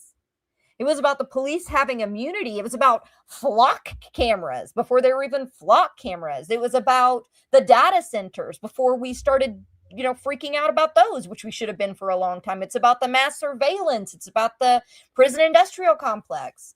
It's about the fact that every time we protest, they come in and crack our heads open. So I don't know. That was infuriating to me because woke one and the slogan, you know, people can debate that, but I don't really give a damn about a slogan when it's obvious that the police are killing and harassing people and that poverty is criminalized. Everyone and their grandma knows it. Yeah. They protect property. I mean, I find I didn't see the thing that everyone's referencing because I don't watch her. I find her insufferable. But she's a coward. Okay. And she is really not going to get any further than she is. Mark my words. She can't win a statewide seat, let alone a national seat. And honestly, she should be embarrassed because she doesn't stand for anything. She's like one of the least effective legislators that we have. What does she stand for? Nothing. She stands for nothing. Not only do I say defund the police, I don't. I say abolish. How about that? How about that, Alex? Abolish the fucking police. There can be no revolution without abolition. That's that. Well, hell yeah. Well, the other thing that also has to be considered here is that the lack of recognizing that one thing that works in politics, despite all the things that are bad, is loyalty. AOC is not loyal. In fact, she took advantage of a lot of people. She has thrown a lot of people under the bus. And when she comes out and makes the statement that she made, all you have to do is look at the way somebody like Angie Nixon comes out and talks about private prisons and say, I'm not saying get rid of all prisons, but private prisons, not a single one should exist in the United States. Absolutely. That's what a leader says. That's a person who doesn't care about whether or not she gets enough money to win. Because in the end, if the only thing you're concerned about is having enough money to win, then you don't deserve to win. And she won't. And she won't, which is why it's silly. And if people want to waste their money, throw it at that, fine. I tell people from now, like, I wouldn't donate another penny to any candidate, any political campaign, anywhere. Take that money and go put it in towards mutual aid or doing something that actually helps people. Do not donate $1 to these people ever again. Any of them. Z, I don't think that this is necessarily that important, but maybe you can speak to this to the extent that it kind of shows her character. I mean, I've heard that, she had broken up with her boyfriend like 2 years ago, that everything that she's doing right now is all in preparation for her to run for the presidency. Whether she's had, another boyfriend or boyfriends for that matter, honestly, it doesn't really matter. I know people want to kind of talk about that stuff, but the whole thing with the freezing of the eggs, it's all of this stuff. It's very cringe-inducing how she's going about this, which is why I'm kind of inclined to agree with Jen that, yeah, she'll have a honeymoon phase and she'll raise a lot of money, and obviously the independent media circuit will do very well in their own right covering her. What happened to Zana? Did she get bumped? Something happened. Yeah, she got bumped. Something we happened. can continue what we're talking about here. There she is. She's back. Okay. No. As I was saying. Sorry. StreamYard has been giving me fits. Only StreamYard. StreamYard is wonderful. We love StreamYard. I'm just kidding. StreamYard's been good to us. I guess one thing I can't. I don't know why. Every time I go on, I apologize, but no. But do you agree? But do you agree that there that there is a trust factor there that I think people are missing, because this is the thing that we were saying also about Elijah. You know, Jen did a lot to help him. We did a lot to help Elijah when he ran for several of his seats. And when Jen ran, he just completely forgot she even existed. And then he would come around again and ask for help again. I'm not saying that it has to be on equal terms necessarily, but you're either on the mission or you're not on the mission. Correct. So if Debbie Wasserman Schultz was such a difficulty for you and you really wanted to get rid of her, maybe you would have helped us. Just a thought. Not only that, that was before he converted. I mean, apparently he's Jewish now. So. The other thing about being an absolute truth teller is that you ran against her twice, and not a single person who ran against her, minus Sheila, would have ever thought to pick up the phone and ask you, "Hey, Jen, you ran against Debbie. Do you have any tips? Do you have any suggestions on what we should do?" Well, that's because, we know we have our theories as to two of those candidates not being legitimate candidates. But yeah, no, the truth is Elijah could have called me at any point in time. Instead, he had his comms director. You want to talk about a coward move of the worst kind? Oh my God. Tell the story, please. Well, no, we did a show and we called him out, and I got an email from his comms director wanting to schedule a time for him to come on. I'm like, he's not invited to come on because we had Sheila on. And if Elijah really wanted it, and I said he could have reached out at any point on his own, but he didn't do that. And the reason he didn't do that is because he knows that I see the bullshit. I see the bullshit. Call bullshit. So, this is what you get. He raised $1.2 million. And how many weeks before the campaign, he was down to like almost nothing. Yeah. So who got that money? Well, we know one person who got it. We know some people, but and when somebody was asking before, who did Debbie threaten or all that? Who didn't she? Anybody that's affiliated. Oh my God, who did she threaten? Everybody from labor union organizers to everybody within the party, on the committees, on all the groups. She went out, she got all the pastors in line. She knows where bodies are buried, and she threatens people and she blackmails people. And I'm not going to give names. I could, but I won't. But the point is, that's how it works. And she knew she had her votes before she even announced she was running in that race. The problem that they still haven't come to terms with, and this is the only way that she ever loses in the future, is that Debbie is capped. She cannot get new voters. She predominantly only gets voters that are over the age of 55, probably even 65. And as a result, you are not attracting any energy. You are never going to actually win. If Wasserman Schultz was such a great legislator or such a great person, her district that she was representing never would have been engulfed as a red district to begin with. Katie Porter, when she was a reasonable Democrat, was winning her district in Orange County, California, that was +3R. And she was winning her races comfortably. Why? Because at the time, she was actually a pretty good legislator and she was doing her job. Somebody like Wasserman Schultz, who may be, if you really straightforward. Say that again, I'm sorry. Oh, and she was straightforward at the time. Yeah. At the time, Katie Porter was straightforward. Exactly. You take somebody like Wasserman Schultz, who is just so detested and so toxic for the party, you have eroded so much political real estate to the GOP because of the fact that you continue to protect her, which is why they are not going to lift a finger for Angie Nixon. That's going to be the more interesting aspect of the race. It's not about Angie getting the support from the National Democratic Party. It's the fact that you have an enclave of the Democratic establishment in Southeast Florida that will not help her. They will do nothing to help her because Israel comes first. And you're going to see that front and center over the next few months. Yeah. So if you thought you hated the Democrats before, led by the likes of Wasserman Schultz, you don't even know how much you're going to hate them by the time this is over. They all endorsed Vindman, all of them. They all lined up to support him. The only people who had the courage to endorse actual people in the Democratic Party in Florida who actually had it in them, and give them their credit because they deserve it, Anna Eskamani and Maxwell Frost. They came out in support of Angie. They were full-throatedly endorsing her. They fundraised for her. They helped her. They deserve all the credit. Nobody else came out. But everyone else is going to take credit. The Hassan Piker is already saying, I'm an Angie Nixon stan from here on out. And well, you know what, you guys, Hassan? And Status Quo were the only ones that interviewed her. The only one. He is one of the reasons. He is one of the reasons that people like Elijah. He is one of those creators that did that. So congratulations, Hassan. You got him raised millions of fucking dollars to nowhere. You guys are just fucking tools for capital, and you think you know what you're talking about, and you just fucking don't know what you're talking about. Nobody asked questions. Fascinating. Yeah.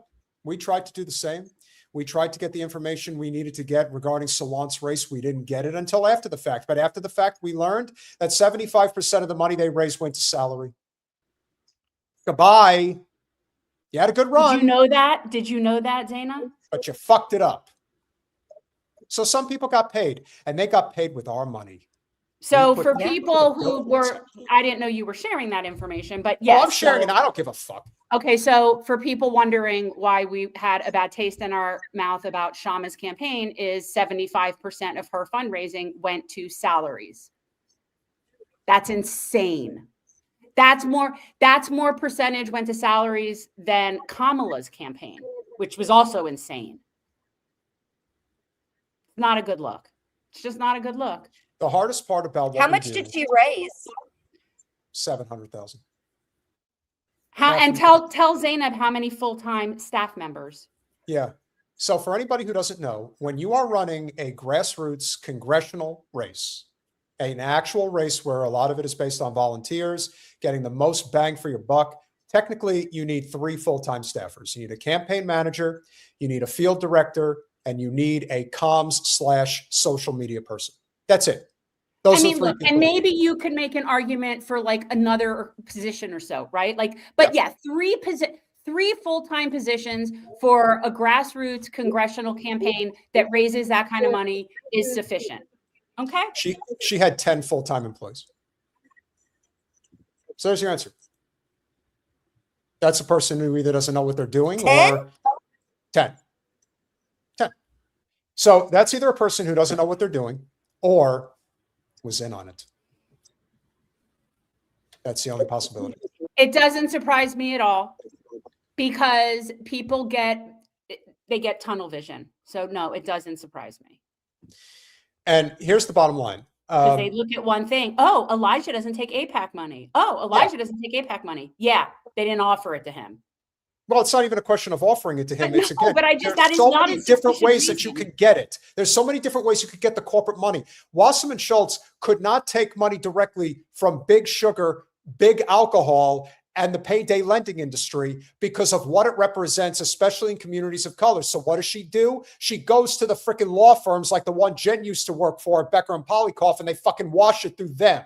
That's what they do. And that's how they end up in the coffers. I've been at this for too fucking long. I already feel like an old man because once you understand how this game is played, you can't unsee it. And they're not that smart. They're just not that smart. No. They play the same game over and over. But it again. works. It works because even though they're not that smart, people are dumber. Look at all the smart content creators that were thinking that they were helping the situation by promoting Elijah. Correct. Instead of doing a little bit of research and maybe asking a few questions to then realize that maybe some candidates are plants and they're purposefully put there to split the vote. And maybe if you do a little bit of research, you can kind of figure that out. Aratika, I guess that's how you say your name. Here's what I will tell you, and this is what everybody needs to understand about these grassroots campaigns. And listen, we were wrong about Sheila. Sheila was damaged goods. She got 11% of the vote. You know, one lesson in politics, ladies and gentlemen, perception is reality. The reason that Dale did as well as he did is because he's a known name. He is a known name. He was the mayor. He was didn't on the have a Broward scandal. County Commission. Now, granted, he's got a lot of skeletons in his closet, but oh yes, not the order of the day is that Sheila McCormick had to step down from Congress because she was in legal trouble. Then ran again. Now, But granted, then people should also look at why that trouble even happened. Correct. Debbie definitely had a hand in that. But at the end of the day, Hugely. here's the thing. Just remember this, ladies and gentlemen. Wasserman Schultz got 45% of the vote against a very flawed field. You have a person that hasn't been in elected office in over 6 years and has a lot of skeletons. You have a person who just had to step down from office because of scandal. And then you have a grifter extraordinaire who's run for office 6 times in a decade and has only come close once out of those 6 times that he ran. Only once. Otherwise, way out of bounds. And then when you guys are asking, oh, I'm sorry. Go on. And then you had a gangster rapper turned activist who decided to run, and he got 8.5% of the vote.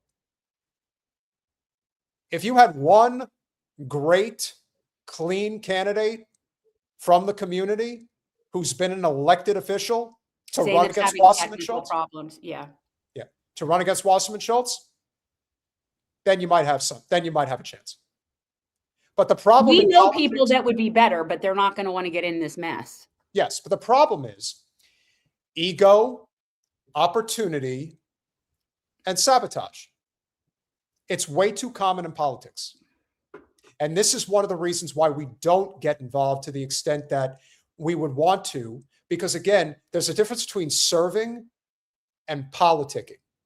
Too many people love the pomp and circumstance. They love being out with the signs and being involved. It's got nothing to do with legislating. It has nothing to do with activism. None of that shit matters. And the people who support Wasserman Schultz, the people that were out there supporting her, these are people that are extremely comfortable and they're also old. So let's just call a spade a spade. There is a reason that they get the support that they do.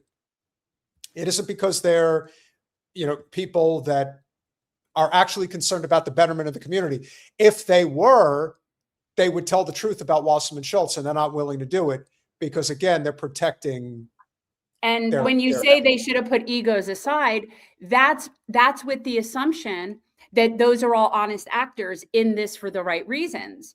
But when you have people that are literally in this at the behest of somebody like Wasserman Schultz, so as to split the vote, so as to allow her to win, you're there as a plant. So your ego isn't why you're there.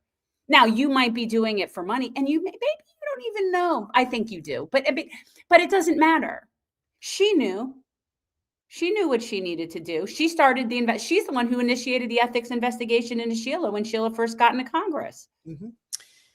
What you also have to remember when it comes to money in these campaigns, the election does not officially begin till about 3 months out.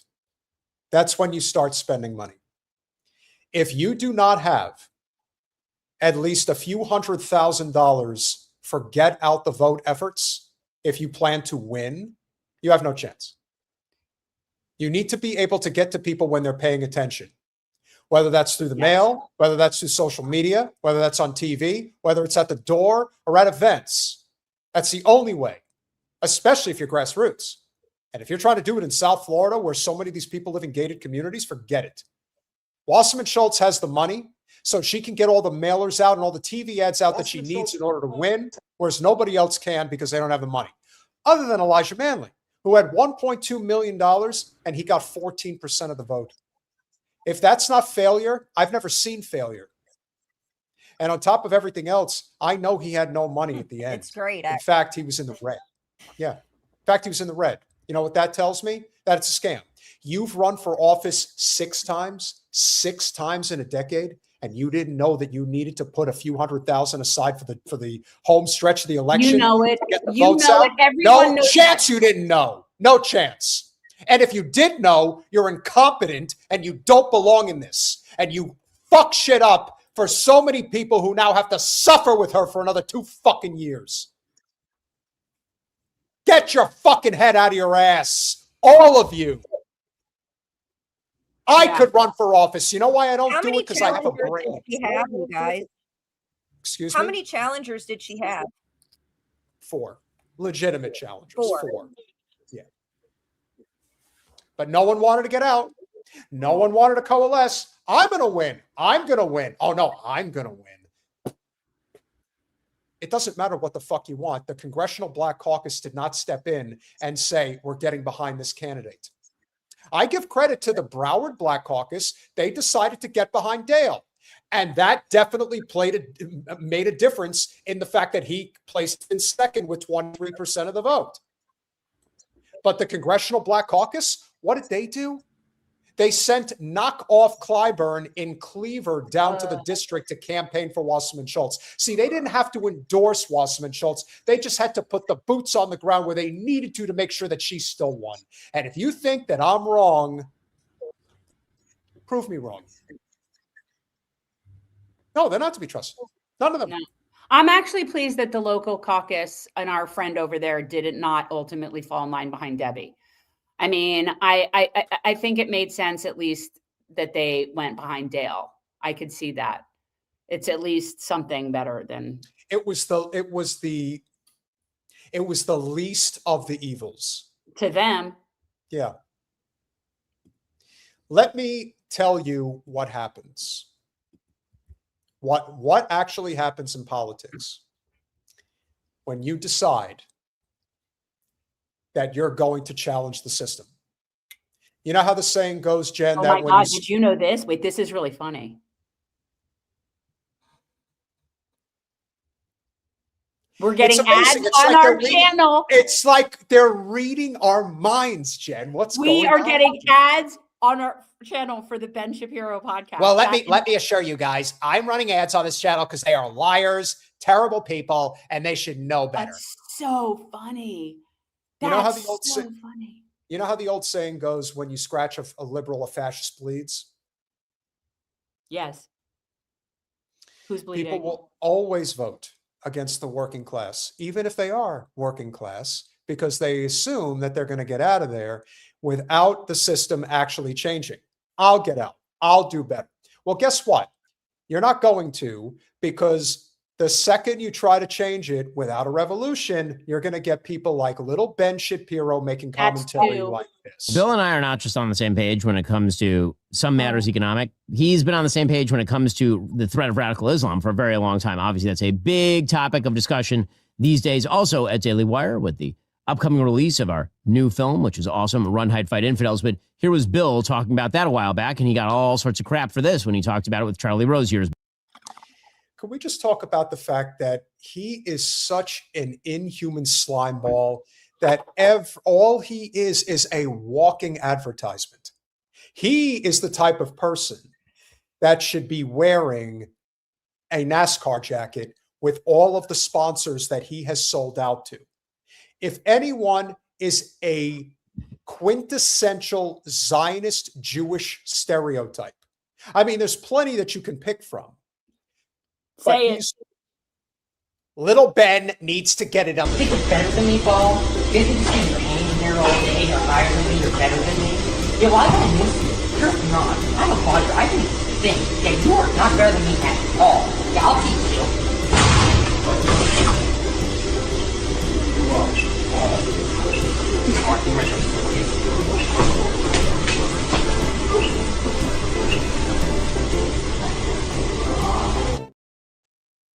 Here's another one. Look at this.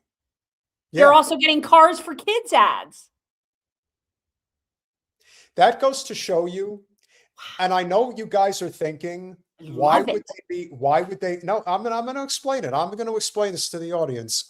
Guys, there is a reason why you're seeing pro Daily Wire ads, pro Cars for Kids ads. Do you want to know why?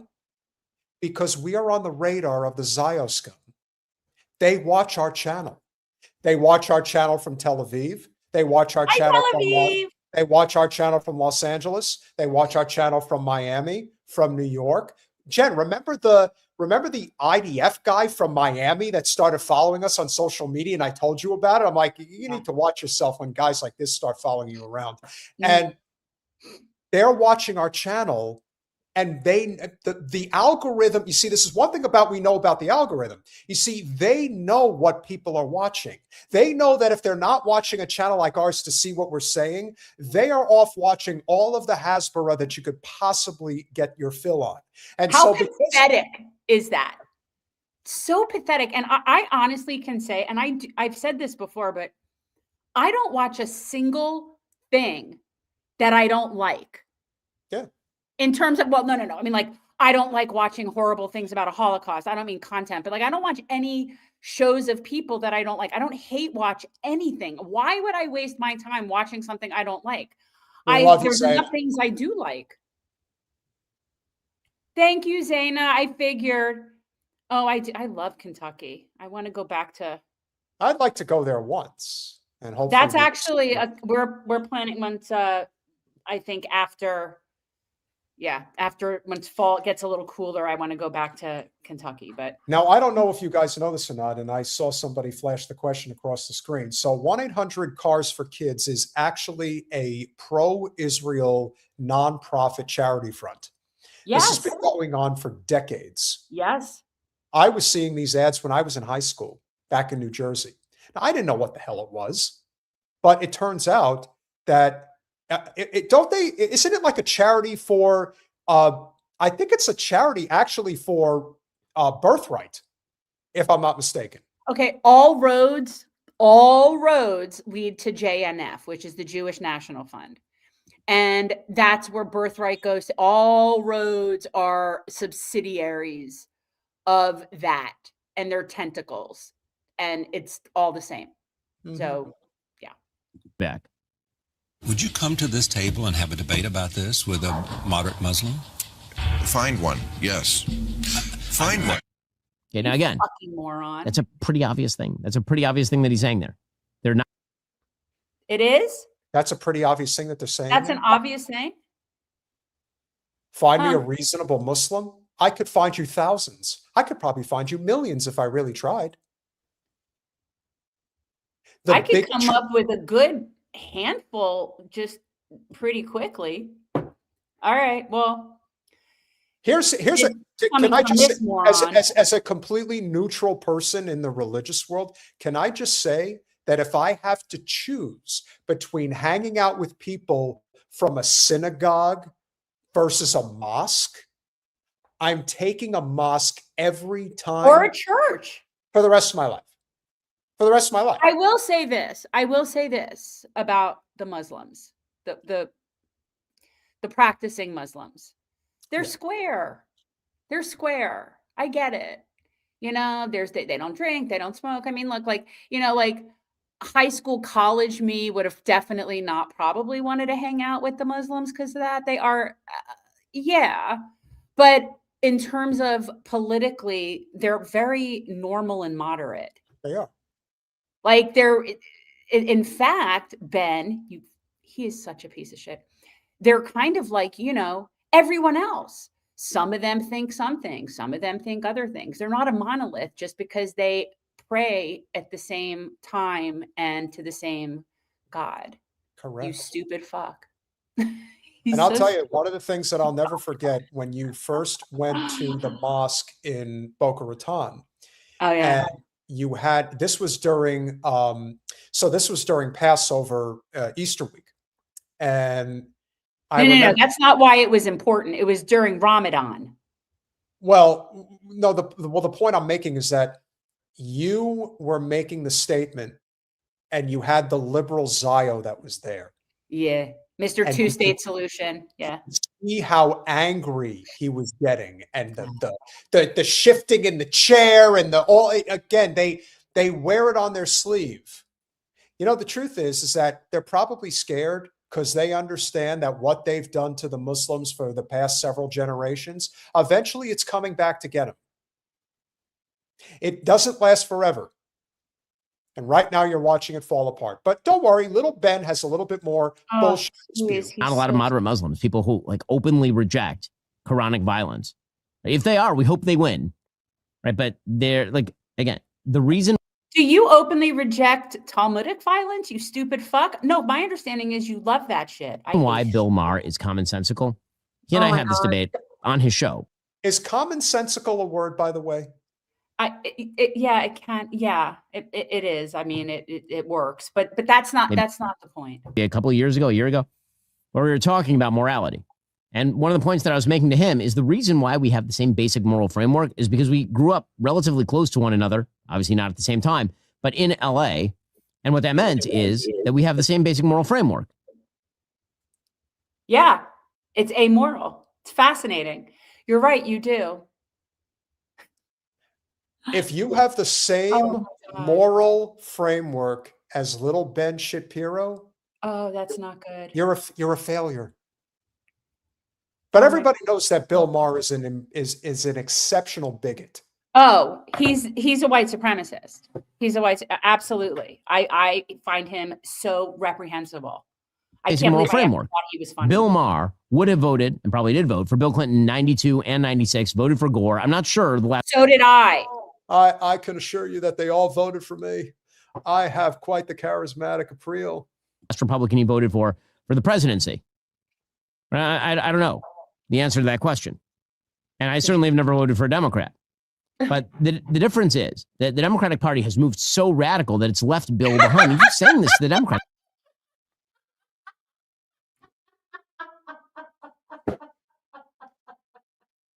The only thing that's actually moved in any way, shape, or form, if you really want to call it that, is the position on the state of Israel.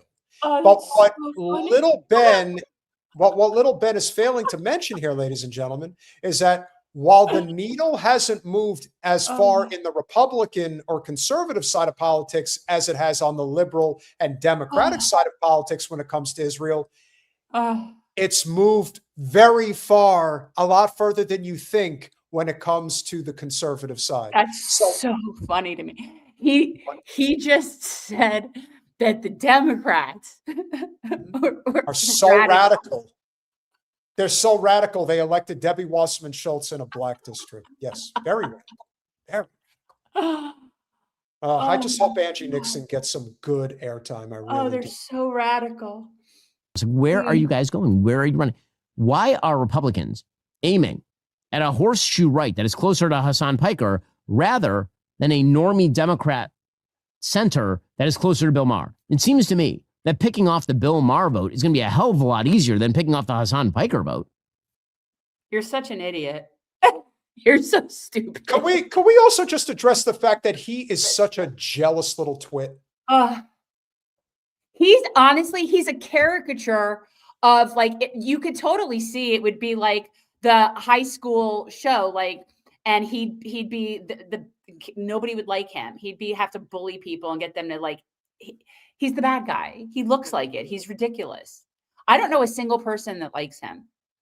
You know, I remember watching live when I used to watch Bill Maher. I can remember, and maybe you do too, the episode when he had on Sam Harris and Ben Affleck. I do remember that. Remember it well. 2014. That's when that happened. That was when I realized that Sam Harris was a piece of shit. Oh, yeah. Muslims are terrible people. Sam Harris, the perfect encapsulation of what the so-called liberal Zionist is, Sam Harris is that person. Sam Harris is all of that person. Jen, you grew up with all kinds of Sam Harrises in your life. I used to like Sam Harris, but this was more based on, he was affiliated with Hitch and Dawkins and Dennett. And, as somebody who grew up and was an atheist, there were not that many people that we had that were like on our team in the academic world. So then I did originally like Sam Harris, and there are things that he's written that are good, but I would say over the past, 20 years, I've realized no. And he's a bigot. So, but that wasn't abundantly clear when I first knew of him. Well said. And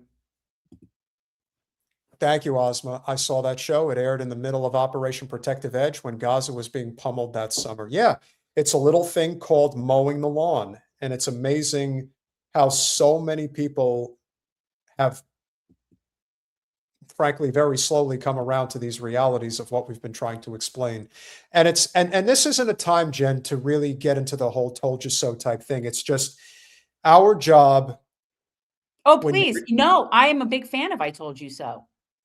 No, I understand that. What I'm saying is, if you really think about how far we've come, and again, the whole I told you so starts with the fact that you made an official statement Oh, this I told you so. Yeah, this I Right don't blame you. right after October 7th, and you said, I know exactly how this is going to end. Yes. All of you people are going to be left wondering how the hell we got here. But you're like, oh no, I know what's coming. I know exactly what this is. This is a false flag, if there ever was one. This is 9/11 all over again. This is exactly what they're going to do. And that's why the Zios, you see, the one thing that we can take from a conversation like this between a Bill Maher and a Ben Shapiro is that the Zios are now starting to break down the so-called party line barriers and just come together as one, because they understand that the walls are closing in on them. People do not want to deal with them, and eventually they're all going to get pushed out. That's why you're seeing somebody like Deborah Messing saying, oh, I'm actually selling my $6-7 million apartment in New York City so I can go move to Tel Aviv and live next to Noah Tishby. Like it's shit like that. Well, she should go. Maybe she should go to the Hamptons party with Gwyneth, with Sam Altman and Gwyneth Paltrow. Oh, she probably in Hersalia. You know what I would like to see, Jen? I want to see the guest list of that party. I want to know who shows up to that party. Do you? But do I you? do? Yeah. Why not? I don't think you would need to. I think that you would look at it. I think you could probably even comprise it. You could probably sit there and go through and figure out the kind of people. I want to explain to you guys again why we know we're a shadow ban channel real quick. So on Tuesday, we had a very good day with our clips. We ended up getting, I think, about 50,000 plus views in total for the day. Nice. And then the very next day, you know how many views we got? Maybe 10,000. This isn't coincidence. It's not an accident. It's not like we don't know what type of clips to put out there that we know that our audience is interested in hearing about. The algorithm catches us doing a little bit good, and then boop, right down the chute. So when somebody comes in here who knows our channel and is like, oh, I had no idea you guys were live. I had no idea that he's going. Of course not. Why would you? Because we talk about shit that actually matters. Now we're going to have some fun because you know that that's what we do on our channel. It's hard. It's hard sometimes. Yes. It's hard sometimes, to do now, that. I find it so infuriating, so many of Now, these I things. want to set up the Zio hunting in a way that people can understand why we really come after these ass munchers as hard as we do. And they absolutely 1000% earn every single amount of hell that's coming their way, not just today, but for many years to come. And this is on the domestic side as much as it is on the foreign side. So as you can see here, ladies and gentlemen, Israelis keep starting wildfires around the world. Jen, why is everybody antiseptic? Now an Israeli tourist in Greece has been arrested for allegedly starting a fire despite warnings of high fire risk. No, it doesn't matter if there were warnings. They're setting these fires on purpose. The fire caused chaos. Emergency evacuation alerts were sent, and it took 60 plus firefighters, helicopters, and 3 special wildfire units to put out the fire. This is just Wait, which country is this one? Is this this is in Greece? In Greece, okay. Because I know they were starting fires. I saw something about Peru. Israeli tourists were also accused of starting fires in Argentina and Chile. Okay. In January of 26, an Argentinian local reportedly confronted an Israeli man allegedly attempting to start a fire in Argentine Patagonia. Of course they were. I'm telling you. Any more, Colin? Growing anger against Israeli tourists in Greece. In August, pro-Palestinian activists protested against an Israeli cruise ship that docked at Greek ports in Piraeus. I saw that. I saw some clips from that. It was nice. Yeah. But this is just warming up. And we know that this ish is going to get worse. Is that it? I hope so. They should not be able to go anywhere. Oh my God. 280 plus arrests for starting fires in Greece this year. That's crazy. And do we have any indication the 35-year-old arrested and set to appear in court now faces charge of negligent arson? Negligent arson? Negligent arson? That means you could be charged with attempted murder. No, I don't see how you're getting that. Well, negligent arson could mean, is it negligent arson when there's potential exposure to citizens that get caught in the fire? Let me explain something to you, okay? I never heard that. I don't know how a crime, first of all, arson is an intentional crime, okay? So the intentional crime isn't negligent. So that to me is almost like an oxymoron, which is why I kind of thought that sounded weird. Like, I don't understand how you can negligent arson. I don't know, because I thought arson by definition was an intentional starting a fire. Now, here's the hard part, and this is the whole thing about as opposed to just negligence. Well, yes, but here's the thing that I want people to understand. Arson in Greece now carries sentences of up to 20 years in prison and a 200,000 euro fine. The Zios are not going to be fined. They are not going to see the inside of a jail cell. The reason they are doing this, I know different countries have different laws. I'm just, to me, wrapping my brain around that seems like an oxymoron, because that's like, here it doesn't make sense. So I didn't understand. I know they have different laws. I hope they do. This is exactly why you are now going to see the remnants of what the Zio hunting actually looks like, because certain people in certain places are starting to pick up on this. I don't know this gentleman's name, but let's give a big shout out to the gym owner in Bali who found out these guys were Israeli and said, get the fuck out of here. Now, I do worry for his safety. I do. Because that's where a situation like this can end up in an arson situation for his business. Serve in the IDF, so you kill fucking babies. So I don't discuss. You guys didn't serve for IDF? So that's for me no discussion. You guys serve in the IDF, so you kill fucking babies. So I don't discuss. That's one thing. I have my morals. That's it. That's it. I don't want to go in a discussion with you guys. I'm not doing that. You guys are not even allowed to be in this country, man. You come with a different passport. No. How do you like that? They all do. They have a lot. Well, that's what they're doing. The countries that are not allowing Israeli passports, a lot of those people are dual citizens, so they're using their other passport, Marvin, whether it's Canadian or American. Yeah. Marvin, check out the clip that we dropped earlier today. That has that information. And be happy. I don't involve police. But not in my gym. Is that these three gentlemen came to our gym. One of them was very rude to our staff. When I asked the staff about it, and I don't discuss. You guys. Sorry, I went to stop it because I wanted to say, how cute is this guy? He reminds me of Anthony. Israelis, we don't serve the IDF, and we don't serve anyone who's rude to our staff. So they put. Wait a minute. Were they rude to the staff, Jen? Well, they're rude to everyone. There are no more entitled people on the planet than Israelis. You will not meet a more entitled person on earth than Israelis. A review on Google review about being racist because of the religion. I didn't say anything about Judaism, so see it in a video I said about the Israelis and the IDF. Yeah, I kicked them out. I want to be very clear. We don't serve IDF, and anyone who is rude to our staff. Exactly. Yeah.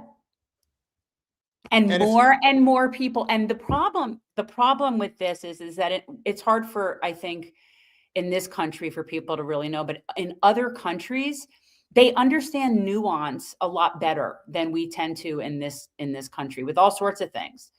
You know what I mean? That's what I've said it many times. People in other countries can distinguish between American empire and the American people. They don't hate us. They hate empire. Just like this guy knows the difference between Jews and Israel. It's not that complicated.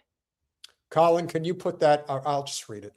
Negligent arson is the damaging of any building as defined by RS 334771. No, yes, I understand. I don't know if he's looking in the Texas code or which code he's looking in. No, I understand what you're talking.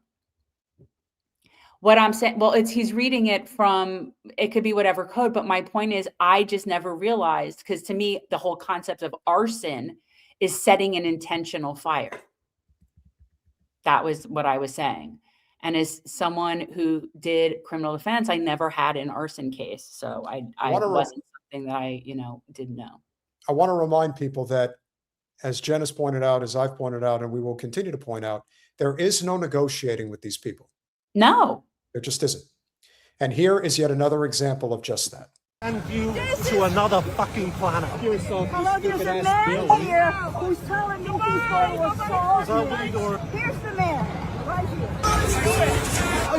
Zionist approaches, harasses, and threatens a handful of anti-genocide protesters during their largely silent protest. So he saw that Palestinian flag and he's like, oh, I'm going right up to them and I'm giving them my business. And I'm going to be I'm going to accost all of them.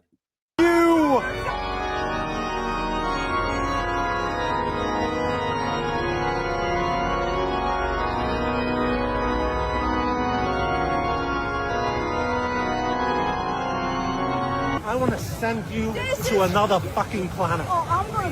You're threatening. You're menacing, you stupid ass. No, I don't have a spaceship. You're menacing, you stupid ass. Touch me and I'll get you arrested. Touch me and I sue. Touch me and I send you to prison. Actually, these people. In a world where normal behavior is conducted, you approached them in a stalking and aggressive manner where defense would actually be justified in this case of knocking your fucking teeth out. He came right up to them looking for a fight. And one of the people who was there was like, how come this never happens in front of me? That's a good question. I walked all the way around and with Kafia and different how come it never happens to me? I bet you Bossum would definitely not appreciate that, but yeah, no, that's kind of mean, but yeah. Finish it up. Police, touch me once and I'll get you arrested. Fucking stupid ass cunt. The whole world hates Israel. You use human shields.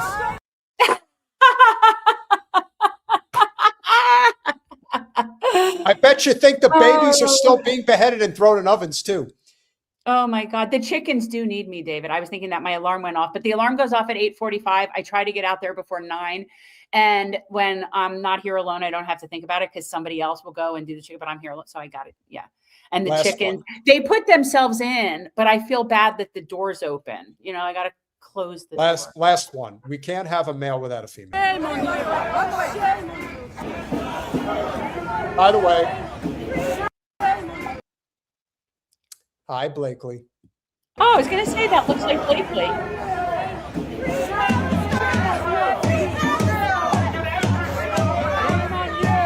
Shame on you.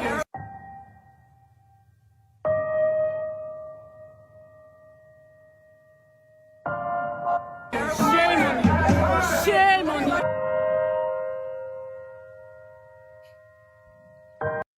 That is definitely, in terms of the worst things that they do, that's right up there. That's about as bad as it gets. I don't know how you can even determine that. Israeli army broadcast baby cries and women screaming to lure and kill Palestinians in Gaza. They've been doing that for years. Mm-hmm. That's one of that's the most moral army. That's been a tactic of theirs for years. Oh yeah.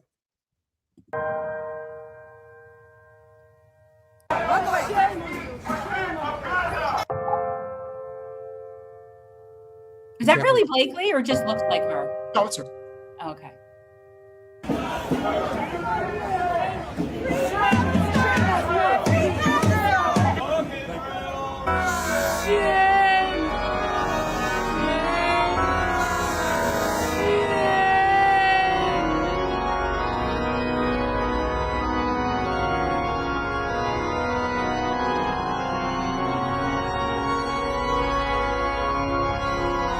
يمكن هذا اللي عندي يمكن مش أكتر من هيك يمكن هذا. I don't think we should have music.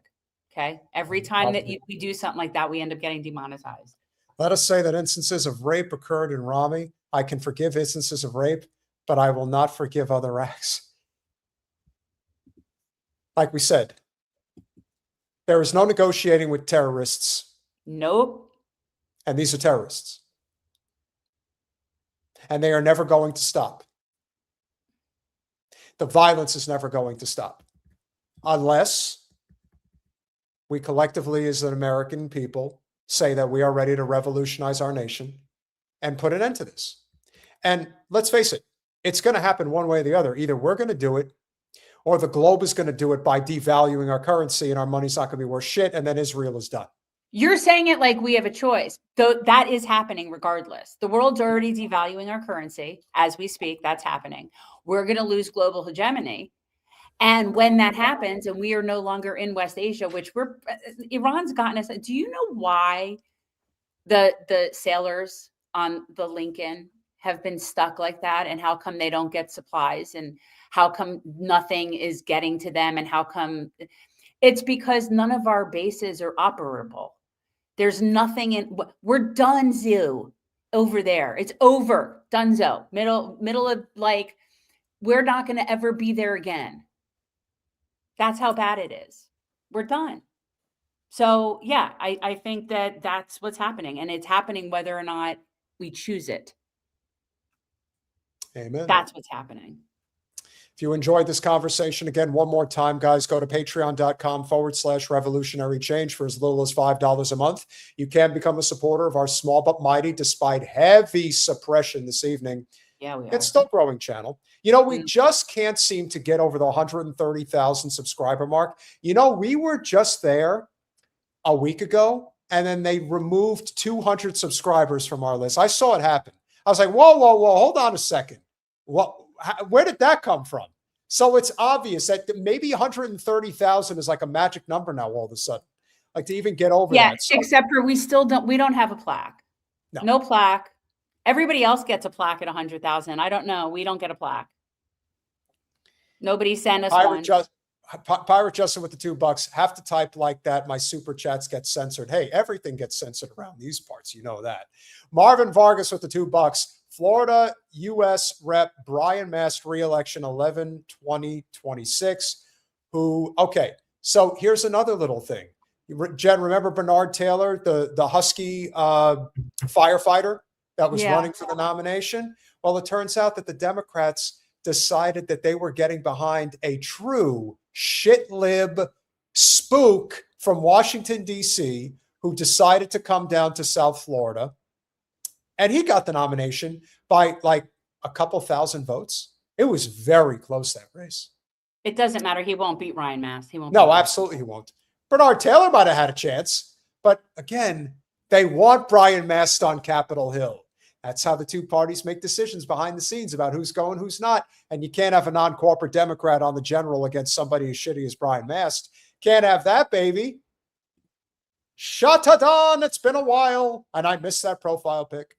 With the $9.99, I don't like AOC, but I also think our rigged political system favors name recognition above all else. And AOC is probably the biggest non-presidential name in American politics besides Bernie Sanders. Yes, she is. But does that mean that that's a good thing? Where's the No. You have to, there's a saying in poker, actually, that's actually really good. You have to be willing to die in order to live. If you are not willing to lose in politics for the sake of winning in the long run, for the cause that you believe in the most, then you don't belong in politics. If you're in it for the wrong reasons. You're in it for a career. Alex is in it for a career, period, end of discussion. She is running for president, not the Senate. Do you know why? Because if she needed to run for the Senate, she would have to give up her seat. She can run for the presidency and not give up her congressional seat. Isn't that a nice little convenient caveat as to why she's doing it this way? Of course it is. That's what they all do. It's silly.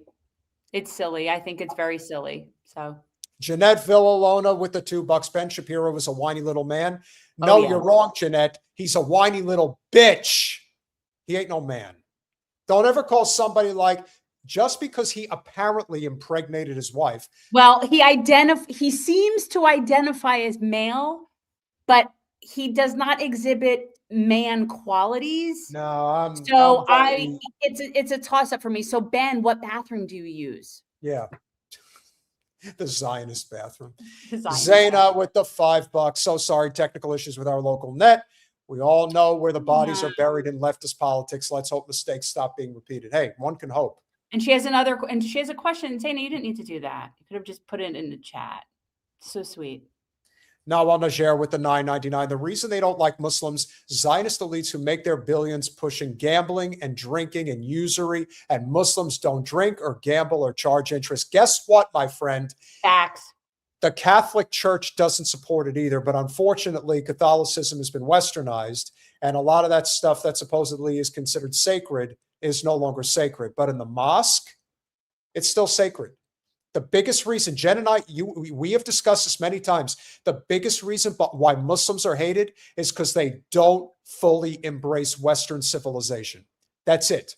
They don't fully embrace capitalism, and that is a netty no-no. Whereas Jews, particularly Zionists, fully embrace capitalism. Ben uses the Nick Fuentes bathroom. I Hey, might have yes, but no wants to be introduced to Zeynab. Ooh, love connection. Hey, we might be having some sort of thing going on in here.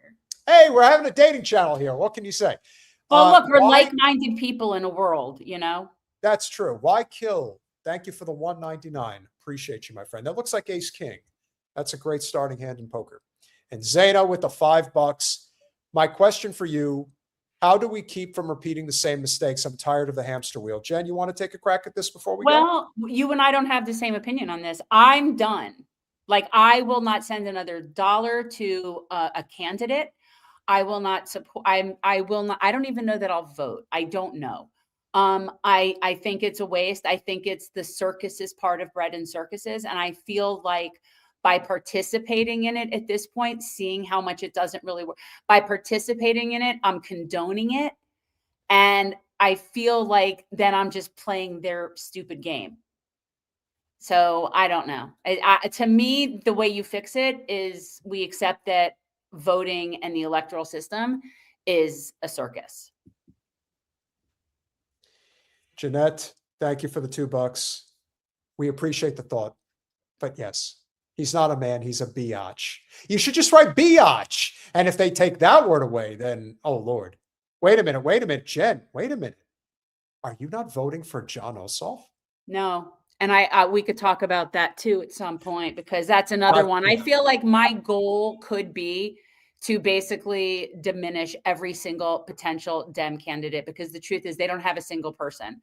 And by no means do I think the Republicans do either. They're ridiculous. But the Democrats don't have a single person that could beat even whoever the Republican is. They just don't. If I were Thomas Massie and I really wanted to break up this system, if I were him, I would run on the Libertarian ticket. You have the infrastructure. He could do it. Ossoff is worse than just being a Zio. Okay. Because when we did Doctors Against Genocide and we were in DC, I went to Jon Ossoff's office and we met with his person. And I got very quickly from her that there's no there and there is no ally there, and that is Zio place. They are Zios. Now, he is now going to try to sell himself as a J Street Zio. Oh my God. Instead of an AIPAC Zio. That's what they're getting. Because she even specifically said to me, the woman I met with at his office, you know, he does not take AIPAC anymore or whatever it was. And I'm not going to sit here and argue with this woman about this. I'm just not going to. I don't care enough to do so. But Ossoff they're going to try to make him this whole thing with calling out the Trump's girlfriend and all this stuff, and Ossoff coming, like trying that to make it look like some fucking Clark Kent or Gregory Peck out of like what, To Kill a Mockingbird. But it's like, it's not going to work. It's not going to work. They are trying every which way to distract you from the reality that you will never be able to afford a decent life in this country unless there's a revolution. You cannot force multinational corporations to practice worker co-ops. You cannot force BDS because you want them to do it. You cannot force single-payer healthcare because it is the most economically feasible and reasonable way to run a system, as the world has shown. We are overrun by a broken political and economic system that is not going to change unless by force. You really think somebody like Jared Kushner won't nuke the world if he could get away with it, as long as he has his little private island in the Balkans that he can run and escape to? Why do you think he picked one with underground tunnels? Because he is not afraid to drop a nuclear bomb if he has to. And neither are a lot of others that are in that position. Meanwhile, we should get back at some point. We'll get back to Albania because they're still at it. Anyhow, we got a wrap. I got chickens. Thank you, Chase. We love you all. We appreciate you all. I will see you Saturday, and Free Palestine. good night, guys.